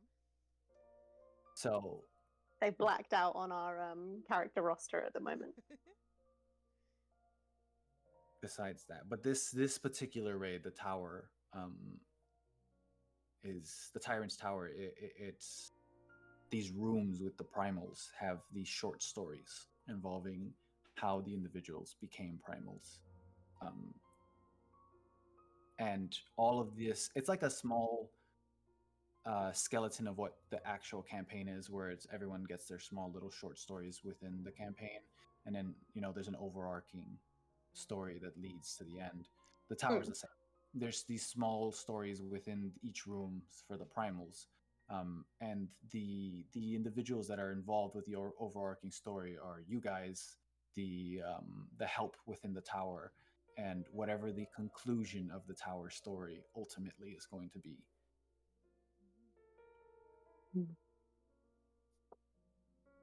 Which is that Guk and Sophia live happily ever after, and nothing bad happens to them ever. Well, this is just the story for this room, so this is a condensed. Mm.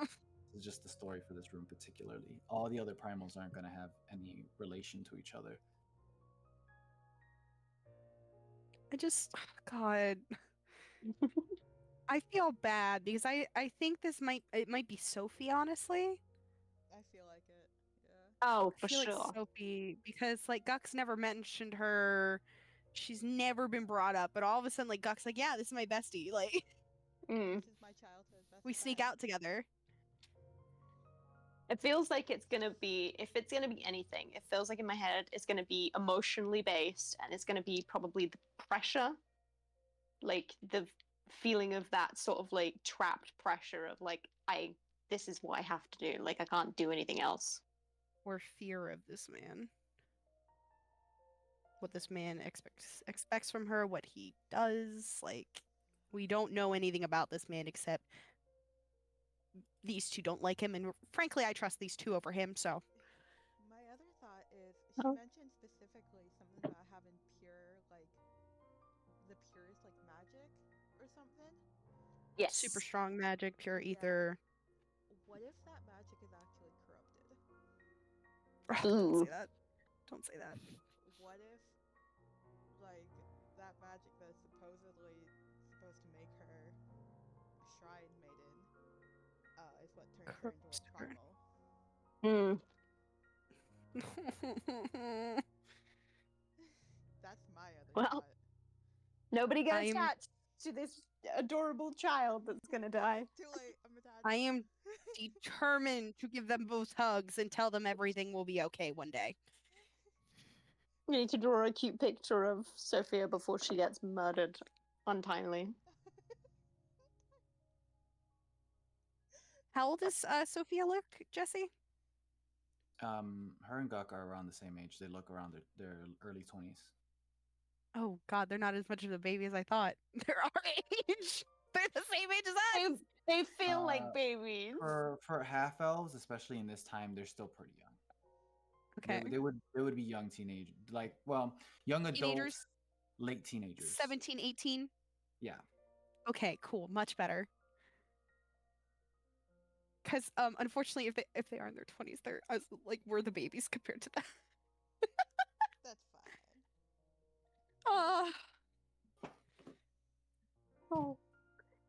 I will say, because your ether determines your age most of the time. they're they're treated like young adults. Sophie particularly is treated a little higher because Sophie's energy is different and much larger, but they're time-wise they're of the same age. If we're measuring through like regular age. I love them. They I really- definitely are way older than us in ether age. If in compared to current timeline, they are super old compared to us. God, embarrassing. Imagine right before we leave, everything's gone to hell. We just look at these two and go, by the way, we know one of you in the future. Okay, bye. We're Okay, done. bye. Bye. We love you so much. Cersei as we're leaving. Oh, by the way, we're related. Okay, bye. By the way, you're my uncle. Bye. Well, I was wondering if I'm more worried about Rorik now that he's here, but Anastasia in our time was able to sense that Cersei was related because of that familial connection, and it was been mentioned that Guk probably was able to do that too. So is that a sense that you could just pick up? But is he standing here and going, why does this one? Why are we weirdly connected? What the fuck is this? Why does this one Who is feel this like... bitch? Why does this little fairy feel related to me? I am an elf. She rambles nonsensically and clearly has no fucking clue what's going on, but for some reason. But yeah, now I'm terrified that now Rorik's here that he might actually be able to do that. If it's just like a passive thing. Because it seemed like a passive thing for Anastasia at her heightened, power level. I really don't want to interact with Rorik. I'm so honest. I'm scared of him. So Rorik's like, sup. Rorik is Asclepian, just to make sure you know that, because I Yeah. he said he was Elven, but he's not. He's Asclepian. That's why Guk and Anastasia are half elves. They're half Asclepian, half pure elvish. Well, not pure, but they come from a pure elven blood. I don't like this man. He's scary, Jesse. And we haven't even interacted with him. He scares me. He reminds me of Spiss's dad. Oh, that's gonna be fun to unpack. Spiss is gonna be like, okay, cool. No, I'm no longer interacting with this. Just We see can this all man. take a moment to call out a bad dad. How many bad father figures are there in this universe? He's just a chill guy. No? He's just a chill guy. He's just a chill guy, guys. Traumatizing a kid just by Fine. walking in the room. It's like he hasn't said anything. He's just a little too chill, and it gets cold in there, I don't like him. Yeah. He's definitely not gonna like us, that's for sure. I almost hope he's the primal so we can kick his ass. That would be nice, yes. Revenge. Grandfather. Grandpapa, we hate your guts. Grandpapa. Grandpapa, please leave. We're here to kill you. He would kick our ass, I fear. Maybe not as a primal, because I feel like they lose that sort of critical thinking, which I think is quite helpful in battle. But if he wasn't a primal and had his critical thinking skills, I fear that he would kill. I wonder if he knew who we actually were, what his thoughts would be. Because there's a 50-50 chance we'll never see this guy again. I want him to, look at his granddaughter and technically adopted grandchildren and, I want to know his thoughts. What are you thinking? What are you thinking, sir? Are you proud of what you see? He would hate it. He would look at all of us and be like, this is disgusting. I hate all of them. I hate all of them. And we're all They're just like, all yes, weak. good. They're all pathetic. Pathetic and weak. I'm like, how dare you? Oh god, look at their magic abilities. They're children. They're infants. Just like They haven't. casting magic. spells. We just whip out our weird souls that can't be touched by fate, and we're like, look at that. What do you think? Yeah, We're you cool. can't see my fate.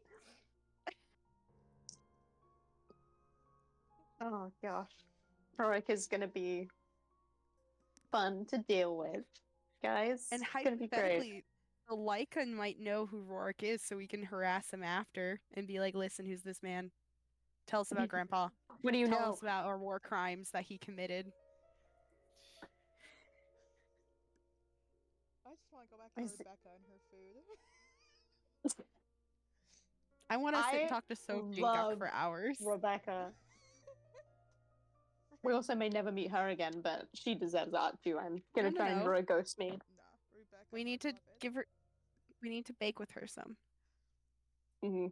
Can any of us bake? Spiss can't. but she can Questionable. try. What would I roll to know if Castilla could bake, Jesse? I mean, if you think Castilla used to learn, train how to bake or used to do it on her off time, I mean, you are nobility, so I feel like it would. I be would. If Castilla possible. has a recipe, she can bake. That's what I'll say. If she does not have a recipe, she's shit. I rolled a natural one. That's a given. Spiss can bake. Let Spiss bake. I mean, rolled that stuff is- 10 Let her cook. That stuff's determined by your character's backstory. If you feel like your character would know that, then sure. Let her cook. No, I feel like we had this conversation before on who could like actually cook and stuff, and Spiss can cook. Like, Oh yeah, we did. yeah, Spiss can cook. I don't know about baking specifically. What the fuck did I say? I don't even remember. Spiss can cook, but she's not trusted to. Her food has to be inspected to make sure it's actually edible for the normal person before it's served. Because she might serve a hunk of raw meat and not realize. Or a couple poisonous foods and not realize. And now I'm like, it's just a couple poison foods. Spiss might throw some hemlock or something into the soup and say, tastes good. And not realize that that's gonna kill somebody. My bad. That's so funny. But Spiss can cook. Let her cook. Baking though, don't know if she can do that. She'd be more like Rebecca, where she just kind of throws things in a bowl. And goes, that'll do. Yeah. I feel like baking's so organized that Castilla would personally love it.